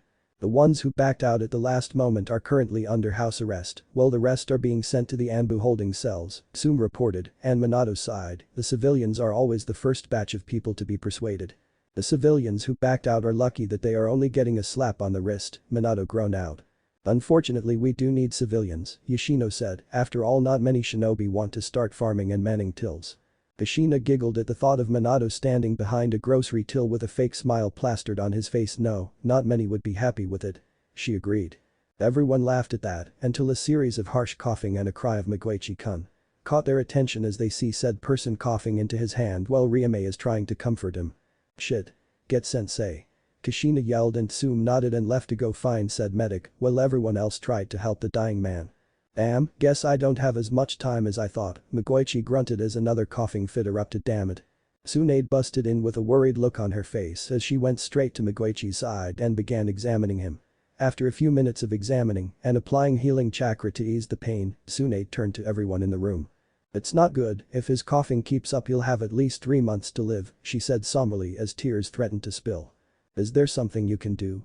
Ryume missed frantically and Tsunade just shook her head. I don't know, I'll have to apply a Chiefkin, healing seal, it's a Fuinjutsu seal that contains healing chakra, in which, when it is placed on the subject, healing chakra is released into the patient's body to heal any injuries a patient suffers, Tsunade said as Minato nodded, knowing his sensei, Jiraiya, designed the seal himself, while Tsunade thought it up, but, Tsunade, continued the seal has to be checked on once in a while. How long would I have to live if we used this seal? Migoichi asked because I don't think I'll be traveling much even if I get the seal. Tsunade sighed sadly as she thought about it, in my honest opinion January 4th. Ryume's heart clenched at that, hey, Migoichi said gently getting her attention gives us another couple of months to be together. Ryume smiled uncertainly at her lover as tears began to well up again in her eyes as Migoichi pulled her into another tight hug. Tsunade looked at the scene and was instantly reminded of her late lover Dan from when they spent time together to his last words when he died in the Second Shinobi War. Before she can say anything though, Shiori came back but this time she had something in her arms wrapped in a pink blanket and she had a solemn look on her face, which concerned the others. Shiori? What's wrong? Asked Kushina as she looked at her friend in concern. Shiori sighed as she shifted the bundle to show a baby she was found by an Ukamikage, Shiori explained apparently according to her file, her family was killed by a root hit squad in Kaisen no Kuni, land of rivers, I brought her in for a checkup. Tsunade came over and asked Shiori to hand her the baby girl and said Akamika's head nodded and handed the infant to her. How old is she? Tsunade asked Shiori as she used a diagnosis jutsu, the younger woman looked hesitant for a moment. Almost 3 weeks old Tsunade-sama, she was taken last week after her family was wiped out, they were just a family of farmers, she said between sobs, and Minato was looking angrier by the minute. Tsunade's face was in a scowl at Danzo's dirty work. Make sure the man dies slowly Minato, Tsunade ordered as she finished her diagnostic, she is fine from what I can tell, I will need to check on her later as she seems to have been injected with some kind of compound, I have no clue what it is doing though. Tsunade-san, Ryume called out hesitantly may we see the child? Tsunade nodded as she brought the infant to them and Ryume took the baby girl and she and Migoichi looked at the infant. She's beautiful, Migoichi exclaimed as the infant opened her eyes and Migoichi's face scrunched in confusion at the color, a pure violet, he moves the blanket off the child's head and sees a tuft of red hair. The cold Barame breathed she looks just like you Kushina-san. What? Kushina asked in confusion how in the hell? Calm down, Tsunade said, from what I could tell it doesn't seem likely although the compound in her blood may be the reason, I'll be taking a blood test to make certain. Okay, Riame agreed as Tsunade took a shot from Shizune and drew blood from the infant's arm. I'll be back, it'll take an hour for the results to show, Tsunade said as she left the room with Shizune, leaving a shocked crowd. Makoto was the first to recover from her shock, I can't believe it, a child from Kushina's clan. Or it could be a sick experiment Danzo ordered in order to revive the Uzumaki's longevity bloodline for himself, Tsume growled, as Riame and Migoichi continued to look at the child and said baby was cooing at them trying to get their attention. Kushina smiled at the side and leaned over to Minato, I think Migoichi-kun and Riame-chan found their daughter. She whispered as Riame giggled at the child who was gripping Migoichi's finger tightly. Indeed they have, Minato agreed as he looked at the couple and the supposed Uzumaki orphan, I think we should prepare those papers for them then. Kushina nodded in agreement as she continued to watch the two Jinchuriki interact with the girl. Unknown location. The figure was rushing through the trees desperately to report his master, he was wearing a Konoha Anbu uniform, only the mask was blank and had the kanji for root as he continued toward his destination. Landing in front of a seemingly unassuming tree trunk, the root Anbu made a series of seals opening the hidden doorway leading into one of the many hidden underground bases of Danzo's root. Taking a quick look behind himself to be sure he wasn't followed, he entered the base and made his way to his master and knelt down waiting for Danzo to address him. Report, said the warhawk in an emotionless tone, but inside he was furious because his whole complex in the village, as well as several bunkers outside the village, which have all important data and files on certain individuals on his root program, as well as rosters of equipment, weapons, jutsu scrolls, etc., were now either captured or destroyed. He put that in the back of his mind for now as he listened to his subordinate. Danzo-sama, Project Fenikusu, Phoenix, has been found by the Ukamikage Spec Ops, reported the operative, as he listened for Danzo's response, he didn't have to wait long. What? Danzo shouted in a rare display of anger how could this happen, why didn't you get it out in time? The agent bowed more forgive me Danzo-sama, I was attacked by members of the Ukamikage and could not reach the project, the Anbu replied, I was able to destroy the majority of the files though, including the files on what we did to the child. That's not the point you fool. Danzo bellowed, they will eventually find out. And when they do the Hokage's whore and that Senju bitch will be after us. He took in a breath as he tried to control himself where is the project now? Most likely at the hospital for a medical checkup before it will be placed in an orphanage, the Anbu replied quickly, do you wish for me to abduct it as soon as I can Danzo-sama? Yes, once it's in an orphanage it will be a simple matter to do so, Danzo agreed, do not fail this time, or I will remove your head. Hi, Danzo-sama. The Anbu bowed again before disappearing in a swirl of leaves. Danzo put his good hand to his head and rubbed his temples, cursing the Yondaime and his followers for ruining his plans. I may have lost the battle, but not the war. Just you wait Minato Namikaze, I will get what I rightfully deserve. He thought in fury as gripped his cane hard. Konoha Hospital. Minato sneezed as he added his signature to the adoption papers for one now named Hikari Uzumaki Tsunade to Migoichi and Riame, as the two new parents smiled happily, while Riame held their new daughter with tears in her eyes. Thank you for everything Minato, Migoichi said gratefully looking in pride at his lover as she played with Hikari. Minato only shook his head no need to thank me, he assured I'm only trying to repay my debt. Migoichi chuckled at that, while Riame continued to hold the now christened Hikari as the babe giggled in happiness. Yes, and now I no longer have any regrets, he said wistfully as he looked at his new family, even though he won't see his new daughter grow up, he at least will be able to be with his new daughter till the end. Now, he must prepare himself for the coming winter, for the birth of a new Jinchuriki. It was then a thought came into mind. By the way Minato, he began and Minato looked at him, what are you gonna do with the underground complex, as well as all the bunkers, weapons, and other items you found? He asked and Minato held his chin in thought. I don't know we'll think of something, he said as Migoichi again looked at his new family. Take your time Minato. Just enjoy being with your son and think about other troubles later, he said as he patted his new daughter on the head, a happy grin on his face. Minato nodded his head in agreement as he turned toward Kushina, who had a smile on her face with Naruto in her arms. Indeed I will Migoichi-san indeed I will. Chapter 2. One's gone, one's born. On the road from Kawa no Kuni, 3 miles to Konoha. On a tree near the Kawa no Kuni road, a tree squirrel was holding an acorn as it makes its way down said tree to bury the nut so it could eat it later. It paused on a branch to look around for any predators that might be around, satisfied that the area was clear, it moved to continue back down, only for several blurs to pass by knocking the acorn out of its paws and sending it tumbling through the trees. Screaming in worry, the squirrel went after the acorn hoping to get it back while cursing those blurs from earlier. As he reached the acorn, the squirrel immediately picked it up and started patting and stroking the nut like a human mother will do when she was separated from her child for too long. But as he was about to make his way back up the tree, another large blur, this time a white-colored one, rammed into the squirrel, sending it and the acorn flying. Well, said mammal was screaming. Did I hear something scream just now? Thought the blur, which appeared to be a horse-sized wolf, as he ran to catch up with his prey, but shrugged, probably nothing. He muttered, hope Kushina is in a pleasant mood when I arrive, or I am in big trouble. Konoha Hospital. Ryume smiled softly at her newfound daughter Hikari as she giggled, playing with Migoichi's finger as he held her gently in his arms. My, don't you have a strong grip, Migoichi pointed out and chuckled as Hikari continued to play with her new father. The two Jinchuriki lovers couldn't be happier now that they have a child to call their own. Hikari was now the shining beacon in their lives as the baby girl healed the wounds of their past. As they were attending their new child, a soft but strong masculine voice came from the doorway. Well now, ain't this a lovely sight? The couple turned toward the source and saw a young man who looked to be in his mid-20s standing at 6'2", his black hair in a high ponytail and dark eyes that will make women get lost in. He was wearing a blue traditional Shizokugai ninja attire with a white sleeveless Haori coat and wearing tabi socks with Waraji sandals. His presence surprised the two Jinchuriki as they looked at him in recognition. Genisk-san, Migoichi said as Ryume came over and collected Hikari in her arms. Aboro-san. Hey, Cana-san sent word that you were in bad shape, Genisk said, looking Migoichi over and winced slightly. Seems like it's true. What happened to you, Migoichi? Aboro queried in concern. Not very many people can put you in this condition. Migoichi chuckled lowly as he answered her, well, let's just I used a kenjutsu that allowed me to give up my life force and transplant it into another, he said, and the two were shocked by that since Genisk was shown that particular jutsu only once by Migoichi years ago. How you used the Saisei no Maiken? The head of the new Iga Kauga ninja said as Migoichi nodded. I did, he confirmed. It was the only way to save my cousin Kushina here. The pair's eyes turned to Kushina, who had been sitting silently with Naruto in her arms and Minato beside. Hi. She greeted nervously with a weak smile. Oh. We're sorry.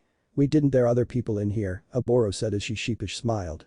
It's alright, but can you explain how you got past the Anbu? Minato said as Genisk rubbed the back of his head sheepishly.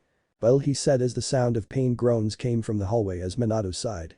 That's the third time, he said with an exasperated look as Genisk and his wife laughed sheepishly. Sorry, they wouldn't let us through. He explained, and we were rather in a hurry. Minato sighed as he rubbed his temples while Kushina giggled at this rate. I'm wondering if I should just retrain them all. He muttered in irritation, maybe I'll put the core through the final hell training regimen. Aboro blinked at that. I thought the Anbu were supposed to be the elite ninja of the village. Minato scoffed at that. Well, the now defunct civilian council, as it turns out, has been cutting the training budgets without permission so that they can turn the village into a vacation hotspot, he said with a growl, and Genisk frowned at that. I saw that the area outside the hospital was covered in craters and some other damage to the buildings, he said, and Minato nodded. There was an attempted coup d'etat led by one Fugaku Uchiha, formerly of the Uchiha clan, he said with a snarl to his face. Aboro blinked in surprise. A coup? She asked. Nothing, other than those craters, seemed like that happened. Minato shrugged. That would be because of what happened to him, he announced. Let's just weigh that watching a person get torn apart by an eastern dragon and then eaten by a pair of tigers turns a person off of rebellion. The two from Nagi Island could only nod as they know who it was. But still, why would they start a coup when they were the ones who founded the village alongside the Senju clan? Genisk said, puzzled. It was Kushina that answered him. Because Fugaku team was jealous that Minato Koi became Hokage instead of him and he wanted to get revenge by killing him while he's weak and also kill Maisachi, who is now the Jinchuriki of the Kyuubi, she said with a growl as she held her son close. I still say what happened to him was a too easy of a punishment. He should have been kept alive as molten gold was poured over him and allowed to harden while he was still alive within it. By now everyone in the room took a step back in fear as a red aura surrounded her being. Gishwani-chan, you sure get angry when somebody crosses you. Everyone turned to the window and there was Cana with shurikens on her shoulder as she stroked the falcon's feathers under his chin, making said bird of prey make a murring sound in content. Minato, what are doing here? Kushina asked her sister and the Jinchuriki of the eagle just shrugged. Well, I heard you and Minato were visiting Migoichi today and I heard Genisk-san and Aboro-chan were in town, so I decided to drop by and say hello. She chirped happily and everyone in the room sweat-dropped. She turned her eyes to Naruto and immediately in a red blur was right next to Kushina. Oh, I can't get over how cute my nephew is. She shouted as she rubbed her cheek against Naruto, earning a massive fit of giggles from the boy and a slight one from Kushina, who only shook her head at her sister's behavior. Don't spoil him too much, Cana, Kushina warned, especially when he's older. I don't want him having a massive sweet tooth like yours was as a kid. Cana immediately blushed in embarrassment but smiled. Sorry. I just can't help it every time I see him, she said as Migoichi and Ryume laughed, and Cana turned toward them and spotted Hikari and again vanished in a blur, and did the same with Hikari as she did with Naruto, and let's not forget our CH plus Yuzu, little whirlpool. Cana squealed as she gave Hikari the same treatment, and Hikari also went into a giggle fit, prompting everyone to laugh in the room. Minato watched the ongoings with a smile as he felt Kushina's happiness pour off her. A knock on the door however interrupted the group's gathering. Hokage-sama, and Anbu said entering the room with a bow. There is a man here to see you, he says he has information on Danzo and Madara Uchiha, do you wish to see him? Minato's face immediately became serious at what the Anbu said. Yes, tell Tsunade I need to borrow her office for a while, and tell him to meet me there, the young Hokage said, and the Anbu nodded and left to carry out the order. Leaning down he placed a kiss on Naruto's forehead before kissing Kushina. I'll be back shortly. He whispered before exiting the room and heading to Tsunade's office, nodding to the two Anbu standing outside. He entered the room and froze. He breathed in shock, staring at the person who was sitting in one of the guest chairs. The man had midnight black hair with ice blue eyes containing crimson flecks. His outfit was a black neck-to-toe covering robe with the kanji for death embroidered in red on his back. Karite nodded in acknowledgement and raised his hand placatingly as Minato went for his tri-pronged kunai. I am not here to fight you, he announced. I'm here to give you information on Danzo and Madara. Minato kept his guard up as he looked at Karite with narrowed eyes. And why should I believe you, after what you did? He said, his voice holding a cold edge. That was not my doing, the man said in a rare display of anger in his eyes. It was all the work of that bastard Uchiha and my former backstabbing student. They feared what I held in knowledge and viewed me as a threat to them taking the world over. I never had that desire. I only wanted to protect Konoha and live with my beloved, but then they killed her and framed me. Minato recoiled slightly at the amount of kai the man put out briefly. So Danzo and Madara framed you then? He asked in confirmation as he sat down behind Tsunade's desk and sighed as Karite nodded. So why come to me then? What do you wish to gain from this? A pardon? Amnesty? Karite only shook his head. Nothing of the sort. I'm just here to give you some important information. Most of it concerns that child your Akatsuki Spec Ops liberated from Danzo's lair. Minato's eyes widened a little at this. What of Hikari? He demanded, his demeanor changing in an instant as his entire body coiled to strike as his eyes hardened. She is a part of something called Project Fenikusu, he explained seriously. From what my informants have gathered, Danzo has been trying to merge the Uzumaki bloodline with the Uchiha Sharingan and the Shodai's Mokuton. He's trying to create the perfect weapon for controlling Bijuu and Jinchurikis, and quite possibly the Shugorei as well. Minato's eyes now really widened at this information, and then he snarled in anger. Why the hell would Danzo do this? To an innocent child no less. Minato, Karite said as it was simple. That's what most people care more about in the world we live in. It is an unfortunate truth that we must learn the hard way. Even I succumbed to it myself, leading to my gene splicing experiments, even going as far as using myself as a test subject, though thankfully I never went with using children and prisoners as subjects. Minato nodded. I remember Sarutobi-san talking about you when I took the office, he said. He always said even when you were doing morally questionable things, you always upheld a code of honor while doing it. Karite nodded in confirmation. Never use an unwilling patient and always be sure that the patient knows what exactly is going to happen to them and what the possible side effects are. Karite sighed. Do you ever know what became of Daimujin? Minato blinked. You mean the one you tried splicing wolf DNA into?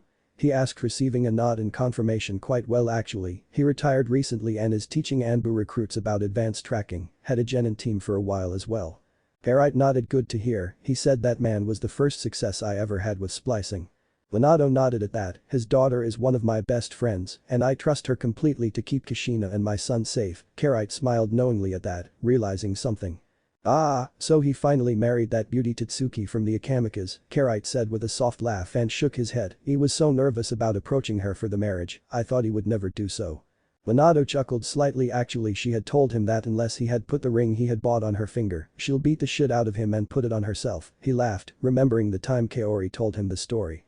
Karite laughed good-naturedly. It's been a while since I last saw her, she was quite the handful. Beautiful, but a short temper. He commented, reminiscing before growing serious on to business. Madara is currently the shadow leader of a group known as the Akatsuki, a group of S-ranked missing nins. Well, I do not know where their base of operations is, yet I do know what their goals are, the capture of all the Bijuu and merging them back into the Jubi. Then creating himself as the Nidaime Rikido Sennin and placing the world under a massive genjutsu using the moon which holds the Jubi's body. Minato's eyes widened in shock while at the same he snarled in rage. Which means he'll come after my son who now holds the Kyuubi. Damn it. Why does almost all the Uchiha have to be so power hungry? The young Kage yelled out as he slammed his hand on the desk.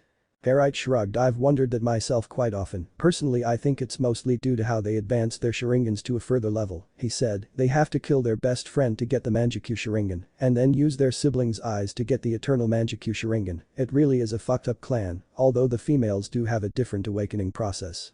Minato sighed in half irritation, half relief. Thank Kami that at least the women aren't as arrogant, he said in an exasperated tone as Knight nodded in agreement. Ain't it the truth? He agreed, nodding. I honestly don't understand everyone's obsession with the Sharingan. Sure, it's handy, but for crying out loud, a bloodline is a trump card. The two men continued their rant for another 10 minutes before they stopped for breath, and Knight straightened himself out as he decided to conclude the meeting. Anyway, as I said before, I came to warn about Danzo's and Madara's plans, he said, giving a small bow. If I learn anything else I will contact you. Minato stood and offered his hand out to Knight. Thank you. If you need anything, please do not hesitate to ask. Minato said as Knight gripped his hand briefly in a handshake. I owe you for the information. Knight just smirked. Just be sure if you ever catch my former pupil and that bastard Uchiha, his Kai spiked, but not too much to scare the whole hospital, make sure they suffer tremendous pain. Minato grinned fiercely. Oh, I have a few ways I can make them suffer, he said. Hirishin is not the only technique that I have that can bend space and time. Knight chuckled at that, and with that he stood up and proceeded to walk into the shadows, but not before turning and looking at Minato. Also, make sure you train your son in the wolf's new vessel, he said, making Minato's eyes widen a bit. They're gonna need it, and with that he stepped into the shadows and disappeared. Minato sighed as he felt Knight's presence vanished and leaned back into the chair. Things are going to be hell for those two kids, aren't they? He said out loud. Well, thankfully me and Kushina will be there for them at the very least. But that thought, he deactivated the silencing jutsu and walked half-limp back to the hospital room. Meanwhile, hidden Root base, somewhere in the land of fire. The Root agent was nervous, although he didn't show it outside, as he made his way to his superior's office. Entering the room, he knelt to one knee as he waited for Danzo to address him. What do you have to report? Danzo asked, turning to face the agent. I have bad news, Danzo-sama, the agent reported. The child was not placed in an orphanage. Instead, she was adopted by the two Shugo Rage Jinchurikis Migoichi and Riame. As soon as he finished giving his report, killing filled the room, and the source was a very pissed off elder. Danzo, while calm on the surface, was absolutely furious at this development as he leaked a ton of killing intent after hearing his soon-to-be-dead subordinate's report and ranting in his head. How could this be possible? He asked himself. Everything was supposed to follow my plan. Minato would die from sealing the Kyuubi and Kushina from the Kyuubi's release, then I get their son for Root. Now everything has gone to hell. He then began to think back when it all went wrong. Mito Uzumaki. The Shodai's wife and the first Jinchuriki of the Kyuubi, after she and the founding father, along with Madara Uchiha, sealed the Bijuu inside herself after said former head of the Uchiha clan was thought to have been killed. Decades after this and the Uzumaki was growing older, he and the Sandame's advisors and former teammates Kaharu and Hamura planned to replace her with a younger Uzumaki female and then turn her into a weapon after they took her from her home village of Uzushio and then destroying it with Root Anbu under the guise of Kumo and Iwa Nins. Unfortunately, Mito found out their plan and released the Bijuu after she left under the guise of traveling to the hot springs. Growling softly to himself, Danzo looked at his still somehow living but not for long subordinate and lashed out with wind chakra, tearing into the man's chest with high-speed super condensed wind blasts, killing the man instantly. Get me that child now, or you all will face a longer death. Danzo growled to his subordinates. I will have my weapon, one way or another. Back in Konoha Hospital. Oh come on, One-chan. Shouted Cana as she tried to hug her favorite teddy bear. Cough Naruto cough, while Kushina was using one arm to keep her away. No, Cana-chan. Kushina shouted back. I would like to spend some time with my son and would like for you not to spoil him, stupid. But why? Cana whined as she pouted. Cause I said so. Kushina shouted her answer, all the while Naruto, surprisingly, was laughing at their antics while everyone else sweat-dropped at the scene of the two sisters arguing over who gets to hold Naruto. Quite immature for grown women, Riame putted in her observation while she held Hikari. Migoichi chuckled. There, Uzumaki, it's to be expected, he said, smiling. What do you plan to do, Riame? Riame looked at Migoichi and then at her new daughter, who was fast asleep, as she thought about it. I'll take Hikari with me back to Cha no Kuni. I'm sure Ka-san would love to hear she finally has a granddaughter, she said as she smiled lovingly at Hikari, while Migoichi nodded in agreement. Before he could comment any further, Minato came back into the room with a look that said that whatever the secret messenger told him, it was serious. Minato-kun. Kushina said questioningly. What's wrong? Received some very important information about Hikari, he said looking over at the now worried parents. It's about what Danzo was doing with her. He was making her into the perfect weapon for controlling Biju, Jinchurikis, and quite possibly the Shugore as well. Danzo had implanted Uzumaki DNA, along with the Uchiha and the DNA from the Shodai Hokage, meaning if all of those bloodlines activate within her, she could effectively control the Biju to a level beyond what we know. Migoichi finished with a grim face, so that was what Danzo was aiming for. Minato nodded at that, exactly, which is precisely why we need to keep an eye on her and make sure none of Danzo's root get their hands on her, Minato said as Rieme held her daughter protectively. I will not let that bastard get his hands on Hikari, she said with a growl as her eyes turned yellow with an orange tint with slits. I swear on my Nindo, and as a ninja of the Akaneko, that I will tear him limb from limb to limb if he or any of his drones comes near her. She swore as everyone in the room sweated nervously. Well put, sensei, said a pair of young feminine voices as everyone turned to the window. Everyone turned to the window to see Serena and Suzuna standing outside the window on a tree branch, along with Kashiwara. We'll help protect Hikari-chan too, Suzuna continued. Rieme blinked as she looked at her apprentices. How long have you three been there? She asked, and Kashiwara rubbed behind his neck sheepishly. We've been out here since we arrived an hour after you did yesterday, the young samurai ninja in training said as the girls nodded. Of course we ran into those guys with the black helmets, weird face masks, and body armor, Serena inquired. Minato sighed. They're the Ukamikage, and I hope you didn't piss them off, he said. They are the best this village has to offer. Tell that to the patrol they nearly beat to a pulp. Everyone looked to the door, and there was Shiori with an annoyed look on her face. Those three managed to knock out a whole squad of Ukamikage as easy as swatting an ant. The three apprentices chuckled nervously as they looked at each other. Well, they wouldn't leave us alone to rejoin our senseis, Suzuna explained nervously. We had to get past them somehow. Master always told me to barrel through and apologize later, Kashiwara added weakly. Rieme and Tetsu could only sigh and shake their heads in embarrassment. You three, Rieme began. Are a group of ruffians you are, Tetsu finished. Minato could only sigh. I guess this means Shiori has to double the training regimen for the spec ops, he muttered to himself. Double? Shiori asked skeptically. Try triple, getting shown up by a bunch of brats. I'll have to show them how a true Ukamikage fights. Kushina sweat dropped at her friends, shouting, don't be too hard on them, Shai-chan, she said placatingly. After all, they are needed to catch Danzo. Shiori sighed as she gave Kushina a knowing look. I know, Kushi-chan, but if we find the one-eyed mummy, afterward, I'm putting them through the meat grinder. Everyone had a massive sweat drop at Shiori's rant as she continued to think of multiple ways to make her spec ops members' training hell. Oh no, Kushina-san. Rieme asked as she moved next to Kushina and whispered in her ear, is she always like this? Kushina could only sigh at that, only when someone beats her Ukamikage. Kushina replied while Minato chuckled weakly. Is this a bad time?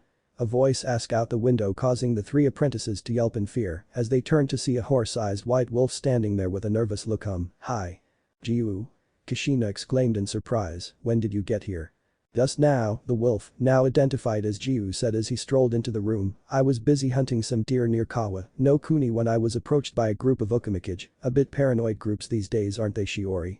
Shiori snorted. If they were following the deer you were hunting, then I think it's justified. She countered. Do I have to increase their training regime again because of you as well? Jiu chuckled lightly. Nah, they only told me what's been happening, he said before looking to Kushina, and the child in her arms looks just like you, Minato. Minato looked at his son in Kushina's arms and could only chuckle as Naruto reached out with his chubby arms, trying to reach Jiu. Yeah, he does. But he gets his personality from Kushi-chan, he said while Kushina nodded with a proud smile on her face. The large wolf then moved toward Naruto and gave the baby a couple of sniffs while said blonde grasped his muzzle. I think he likes you, Jiu, Kushina said in amusement while Naruto giggled happily. Ah, he'll be a strong one, Jiu commented. That's for sure. You wouldn't happen to be Jiu, son of Moro of the Western Pack, are you?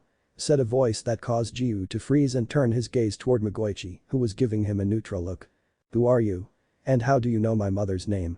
Jiu demanded as he gave the Uzumaki a suspicious look.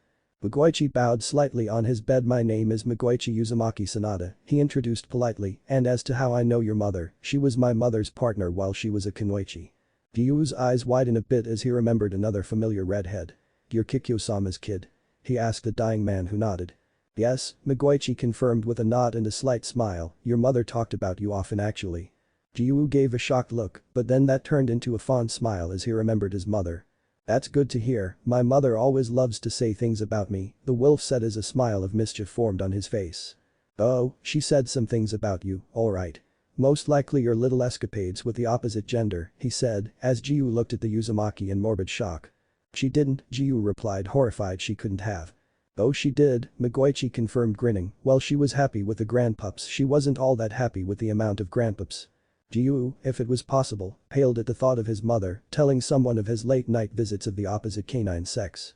Wow, Jiu, Kushina said as she gave her partner a perplexed look, didn't know you were such a pervert like Hiro Senin. Who would have thought? Jiu's head moved so fast the occupants thought they heard something crack. That's not true. He shouted in denial, I'm not like that peepin' Tom.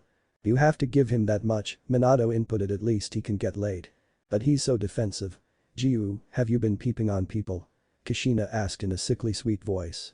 Again, Jiu shouted in denial, I said no. It's pure instincts, I swear. Right, Kushina said as she rolled her eyes, not believing his instincts excuse one bit. She suddenly remembered the other people in the room, most likely, Genisk, Oboro, and the 3 apprentices who were giving looks. THT clearly said, what the fuck is going on? Oops. Sorry. Forgot all about you guys. She said sheepishly as the mentioned sweat dropped, this is Jiu, he's my old partner back when I was younger, we had went our separate ways a few months back when Naruto was conceived. Jiu shrugged, I like to travel a lot, he said, I don't take just anyone for a partner either. Oboro looked at the wolf quizzically, why is that? Jiu looked at the young as he explained, 1. They must have a pure heart. 2. They must show loyalty to their pack, i.e. family, friends, etc. And 3rd. They must not seek power for their own ambitions. Wow, Serena said in awe, steep rules. I have to test them before I decide. If they pass my test, and that's a big if, then we will share a bond unbreakable than the Inyazuka with their Ninken, the wolf explained further. And if they don't pass? Genisk asked curiously, which he received a vicious smirk from Jiu. I eat him, the wolf answered bluntly as everyone's eyes widened. Believe me, the world is better off without some of the people I tested. Jiu shuddered slightly, some of their thoughts made Orochimaru seem sane. There was a collective wince from the room at that revelation. Makes me think twice about finding a familiar. Kashiwara inputted, shuddering himself. I'll stick with my raptor birds, thank you very much, Cana put in as she swore she could hear her tenant chuckling at her predicament. You never told me that, you little hairball. I could have died. Kushina shouted as she leveled a glare at her partner, who cringed. I never tell the person who is about to take the test the rules, he stated hastily, and I only eat the bad ones, besides I knew you would pass. His response from the red-headed mother was, said Uzumaki, glaring at him, an ominous aura surrounding her form. Jiu, Kushina growled menacingly, narrowing her eyes at the wolf. Jiu gulped as his eyes widened at seeing Kushina's scowl deepening. Oh shit. I'm in trouble, Jiu thought in fear. Kushina turned to Minato with a not-so-sweet smile on her face. Minato koi, would you like to hold Naru-kun? Minato knew his wife well enough that it wasn't a question and relieved her of her burden. As soon as she was free of Naruto, Kushina shot out of her bed in a red blur as Jiu disappeared in a white one. Jiu could be heard yelling as he ran down the main street of Konoha. Get back here, you mangy mutt. Kushina was heard shouting in the distance. Before anyone could comment on the event that just happened, Migoichi started coughing again, prompting Riame to ask Oboro to hold Hikari while she tends to said Uzumaki. Oboro nodded and took Hikari into her arms as Riame placed a hand on her beloved's shoulder and chest. Migoichi, are you alright? The Akaneko asked in worry. Migoichi groaned as pain lanced through his chest sharply. I felt better, he said, sitting up slightly straighter. I think I don't have long left now. Riame's eyes brimmed with tears at that as she embraced her love tightly, but not too tightly, as Migoichi muttered soothing words to calm her down. Unknown to them as of yet, a figure was crawling through the ventilation shaft and was now looking at the group through the grate at his intended target. Taking advantage of everyone's concern over Migoichi, the figure slowly slid the grate up and out of his way and prepared itself to grab its target. Darting forward, the figure surprised everyone when he appeared before them and tried to grab Hikari from Oboro's hands, only to be stopped by a kick to the head from Cana and slammed the would-be kidnapper into the wall. It appears you have rats in the vents, no Ani, brother-in-law, Cana commented as Oboro gave a crying Hikari back to Riame, who held her close trying to calm her. Indeed, Minato growled coldly, passing Naruto over to Cana before grabbing the kidnapper and dragged him up to eye-level. Airud operative. Well, you'll be singing like a bird for me, boy, and I am in a bad mood right now, so let's go have a small discussion, shall we? Airud couldn't help but gulp, realizing he was caught. His thoughts then went to his master, knowing Danzo will have him killed for failing his mission to capture the girl, and his death won't be quick like his comrade, Danzo, killed hours earlier. His thoughts of being tortured by Danzo were interrupted by Minato's voice, laced with a cold anger. Well? Better talk, or I'll have Inoichi's protege Ibiki have his way with you, the yondaime growled. The operative tried to talk, he really did, unfortunately however the seal that was on his tongue prevented him from doing so. "Ibiki it is then," Minato declared with a sick grin as he grabbed the root member and vanished in a yellow flash. "I don't know who this Ibiki is, but by the look on Minato's face, it's not good for the root," Mikoichi said, as Riame came back to his side with Hikari, who had calmed down. Then sounds of baby giggles were heard as everyone turned to see Cana playing with Naruto. "You're such a good boy, Naru-chan." "Yes you are," squealed Cana as she rubbed her cheek with his whiskered one, causing the young Uzumaki to go into another fit of giggles. Before Cana could continue her fun, a voice caused the hairs on the back of her neck to stand. "Having fun with my Sachi, Muta-chan?" Kushina asked as she re-entered the room carrying a whimpering Jiu over her shoulder, "because I thought I asked you to stop spoiling him." "Who Kushina have mercy," whimpered Jiu, and Kushina dropped the wolf unceremoniously to the ground in response. "Ow." "Well, Imato," Kushian said as he went into the beginning phase of her habanero form. Cana gulped as she held Naruto like a teddy bear, but careful not to hurt him. "Ayano, Ainu, I can explain." Cana stammered out as her older sister loomed over her, "I can't help it. He's just too cuyuyuyud." There was a collective sweat drop at Cana's proclamation as she began rubbing her cheek against a giggling Naruto's again with a happy squeal. "And she is the Jinchuriki of the Golden Eagle. She is my Jinchuriki." Everyone, including said eagle, thought while a huge sweat drop formed. Kushina sighed at her little sister's antics. "Can I have my Sachi back now, Kana-chan?" Kushina asked, and reluctantly, Cana gave Naruto back to her sister. After getting her son back into her arms she noticed all the damage in the room. Did I miss something? And where's Minato?" Kushina as she noticed her husband was missing. It was Serena who answered her. Apparently a ninja who Minato-sama said was a rude Anbu was hiding in the ventilation system and tried to kidnap Hikari, the ninja apprentice said as she pointed to the open vent, while Kushina growled a bit, but Kana-One-chan managed to stop him by kicking him the head, and then Minato-sama took him away to this Ibiki person. Kushina grinned, knowing that Ibiki would have to get the information they wanted out of him. "That's good," she said. "And nice going, Imato." Cana just grinned and shrugged. "It's what I do," she said, smiling widely. Kushina sighed good-naturedly as Naruto gave out a small cryo as Sachi-chan hungry. Kushina cooed to her son as she sat back down on her bed while the man looked away politely as she pulled down one side of her top and began feeding the eager Naruto. "He is such a hungry boy." "Yeah, just like you were or still are for Raymond," Cana said slyly, and Kushina rolled her eyes at her sister. "Ha ha ha, laugh at Imato," Kushina said as she fed her baby boy. It was 10 minutes later that Minato finally arrived back just as Kushina finished feeding Naruto. "I see you're back from your mission of catching Jiu and teaching him a lesson, Kushi-chan," Minato said as Kushina grinned. Jiu meanwhile groaned as he still haven't recovered from the beating Kushina gave him as he laid in the corner of the room. "That I did, Minato-koi," Kushina said with mirth, smiling at her husband. "What did you find out from the rude Anbu?" Minato sighed as he sat down beside Kushina. "Not much yet," Minato admitted regretfully, "but Ibiki is going to be bringing Inoichi in on it, with the two of them he should break pretty quickly." Kushina nodded at that, knowing that anyone who could break someone's will as tough as Danzo's rootin', it was those two. Perfect choice, and not to mention Ibiki was Inoichi's protege when it comes to interrogation, Kushina said, and it drawn a bunch of curious looks from the others. "Oh no, who is Ibiki?" "I've heard of Inoichi of the Inoshikacho trio, but I didn't know he had a protege," Oboro asked, and Minato gave a evil-like grin. "He's Inoichi's protege, and let's just even the hardest of shinobi veterans will crack under him," he said. Instead of physical interrogation, like torture, he focuses on the mentality of his target, crumbling his spirit and making them sing like canaries, he finished, and Tetsu grinned fierily. "I like this fella. And Thought-Dragon agrees with me," he says, and everyone sweat dropped. "So it appears Tetsu-kun is gonna have himself a friend in the next few weeks," Cana said, while Minato and Kushina nodded while the two babies blinked curiously around them. It was then Minato sighed and decided that it was time to go. "Well, I believe it's time we all leave Mikoichi to rest," he said, and everyone nodded in agreement, and Kushina, "Since you seem well, do you think you can return home?" He asked his wife who nodded, and Minato went to have Kushina discharged so they and their son can go back home. As their friend said goodbye to them and left the hospital room, Riame and Mikoichi both sat on the bed as they got to know their new daughter. Kushina was smiling, knowing that they deserve a child after all the hardships they faced. Soon, Minato returned and fetched his wife and son. Before they left he told Mikoichi that he'll have the preparations ready for the transfer of Yubikitsu into Hitomi's daughter when she's born, and Mikoichi nodded as the two left. Now it was just him and Riame. "I wish I was here to help you," the future Akaneko clan head said as she laid her head on Mikoichi's shoulder, Hikari fast asleep in her arms. Mikoichi put an arm around her shoulders. "It's alright, at least I got to see one last time," he said, and the two fell asleep, knowing in just a couple months, a new life will be born to take the mantle of a Jinchuriki. 2 months later. December 27. 2 months after the Kyuubi no Kitsune attack and 2 months after Naruto was born, everyone was once again gathered at the hospital as another child was to be born that day. In the same room where Kushina gave birth to Naruto, Hitomi Hyuga was about to give birth to her daughter, Hinata. 2 days before, Hitomi asked her friends if giving birth hurt as they described it. They answered that she'd just have to find out herself. And 2 days later, she did.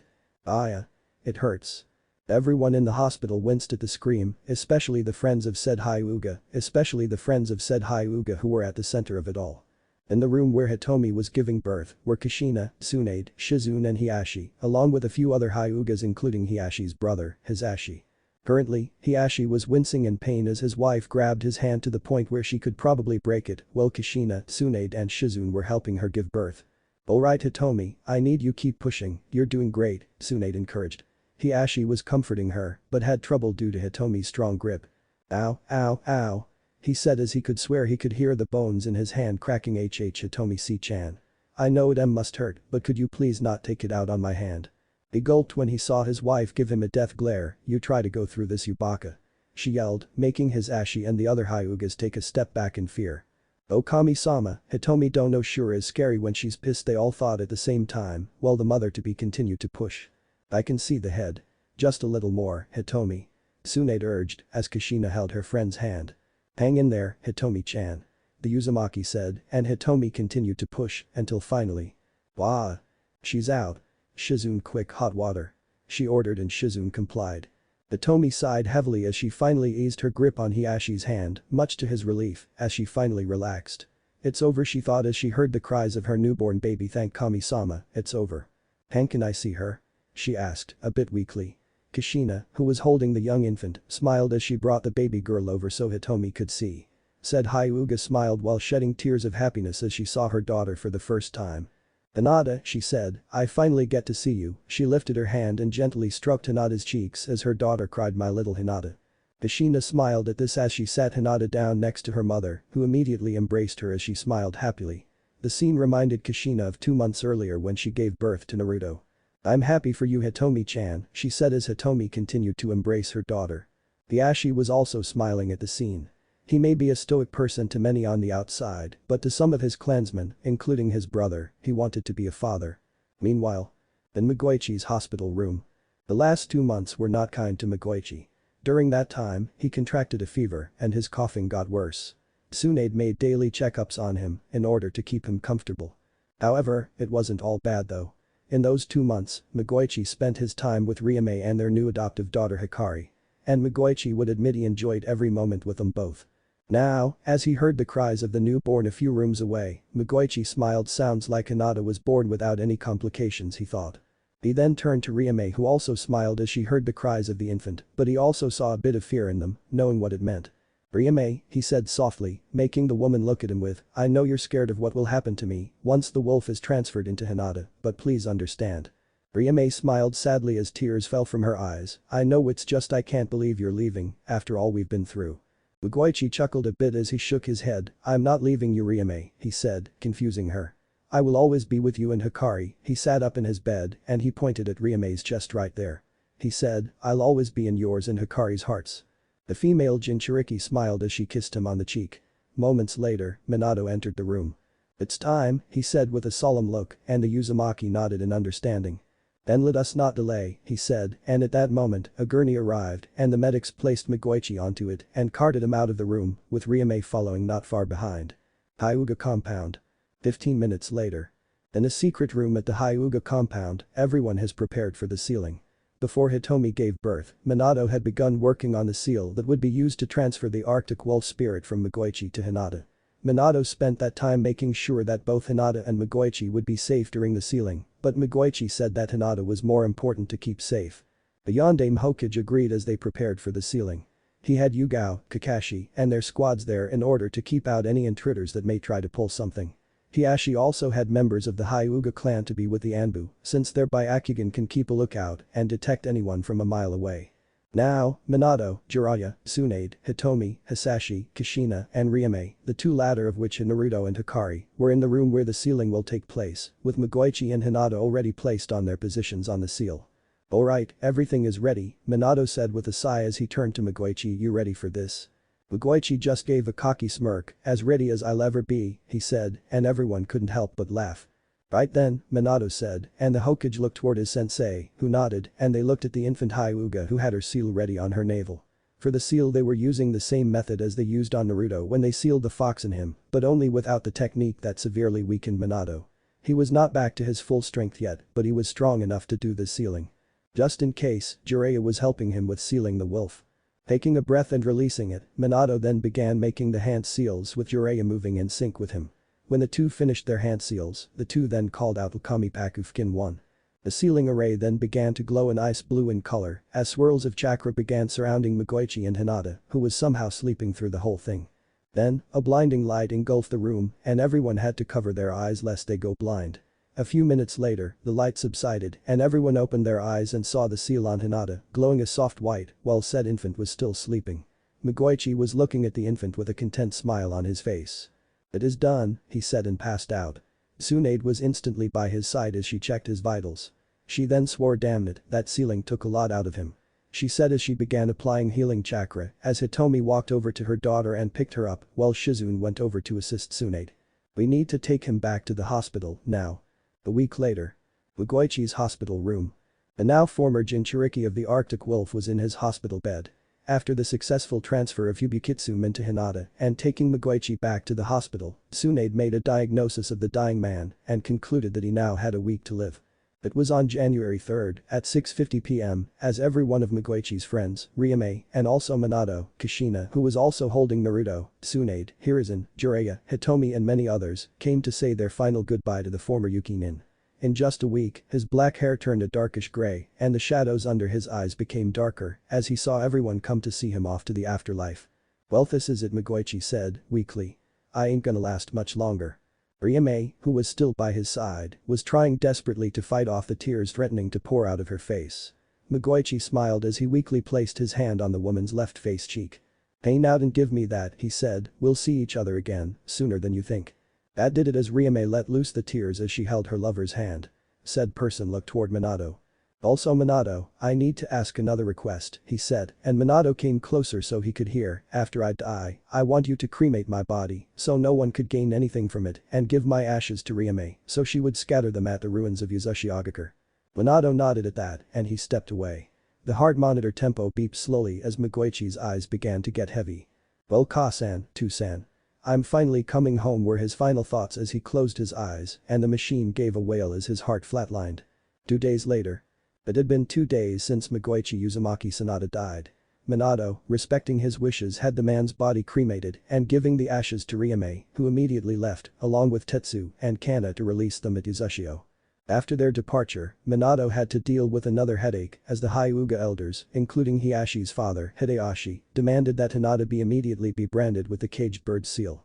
They were silenced by Minato, Hiyashi, Jiraiya, Swan and Kushina and warned the old fossils that if they even dared try to brand the girl with that damn seal. The elders were forced to relent but promised that it isn't over. Minato sighed as he knew that things were going to get complicated for his son and Hinata. Although he managed to convince most of the village that Naruto and the Hyuga were not demons but were jailers, others refused to believe it. He also heard from Jiraiya that his assumption of Inoki was correct as the old Tsuchikage didn't want to risk a war by assassinating a baby just to get revenge since their shinobi forces were still weak from the war. He was relieved that the old Coot was at least smart enough not to take unnecessary risks. "Well, at least things," he said, but then stopped himself as he remembered Murphy's Law that something that could possibly happen will happen. He just looked out of his office, knowing that things were only going to get more complicated. And his son and Hinata are going to be at the center of it all. What if Naruto has fox and wolf mask in Konoha? And thanks for watching my video till the end. If you enjoy this content, then do consider subscribing to my channel and leave a like if you guys need the next part, comment down, and thanks for watching the video and see you guys in the next video.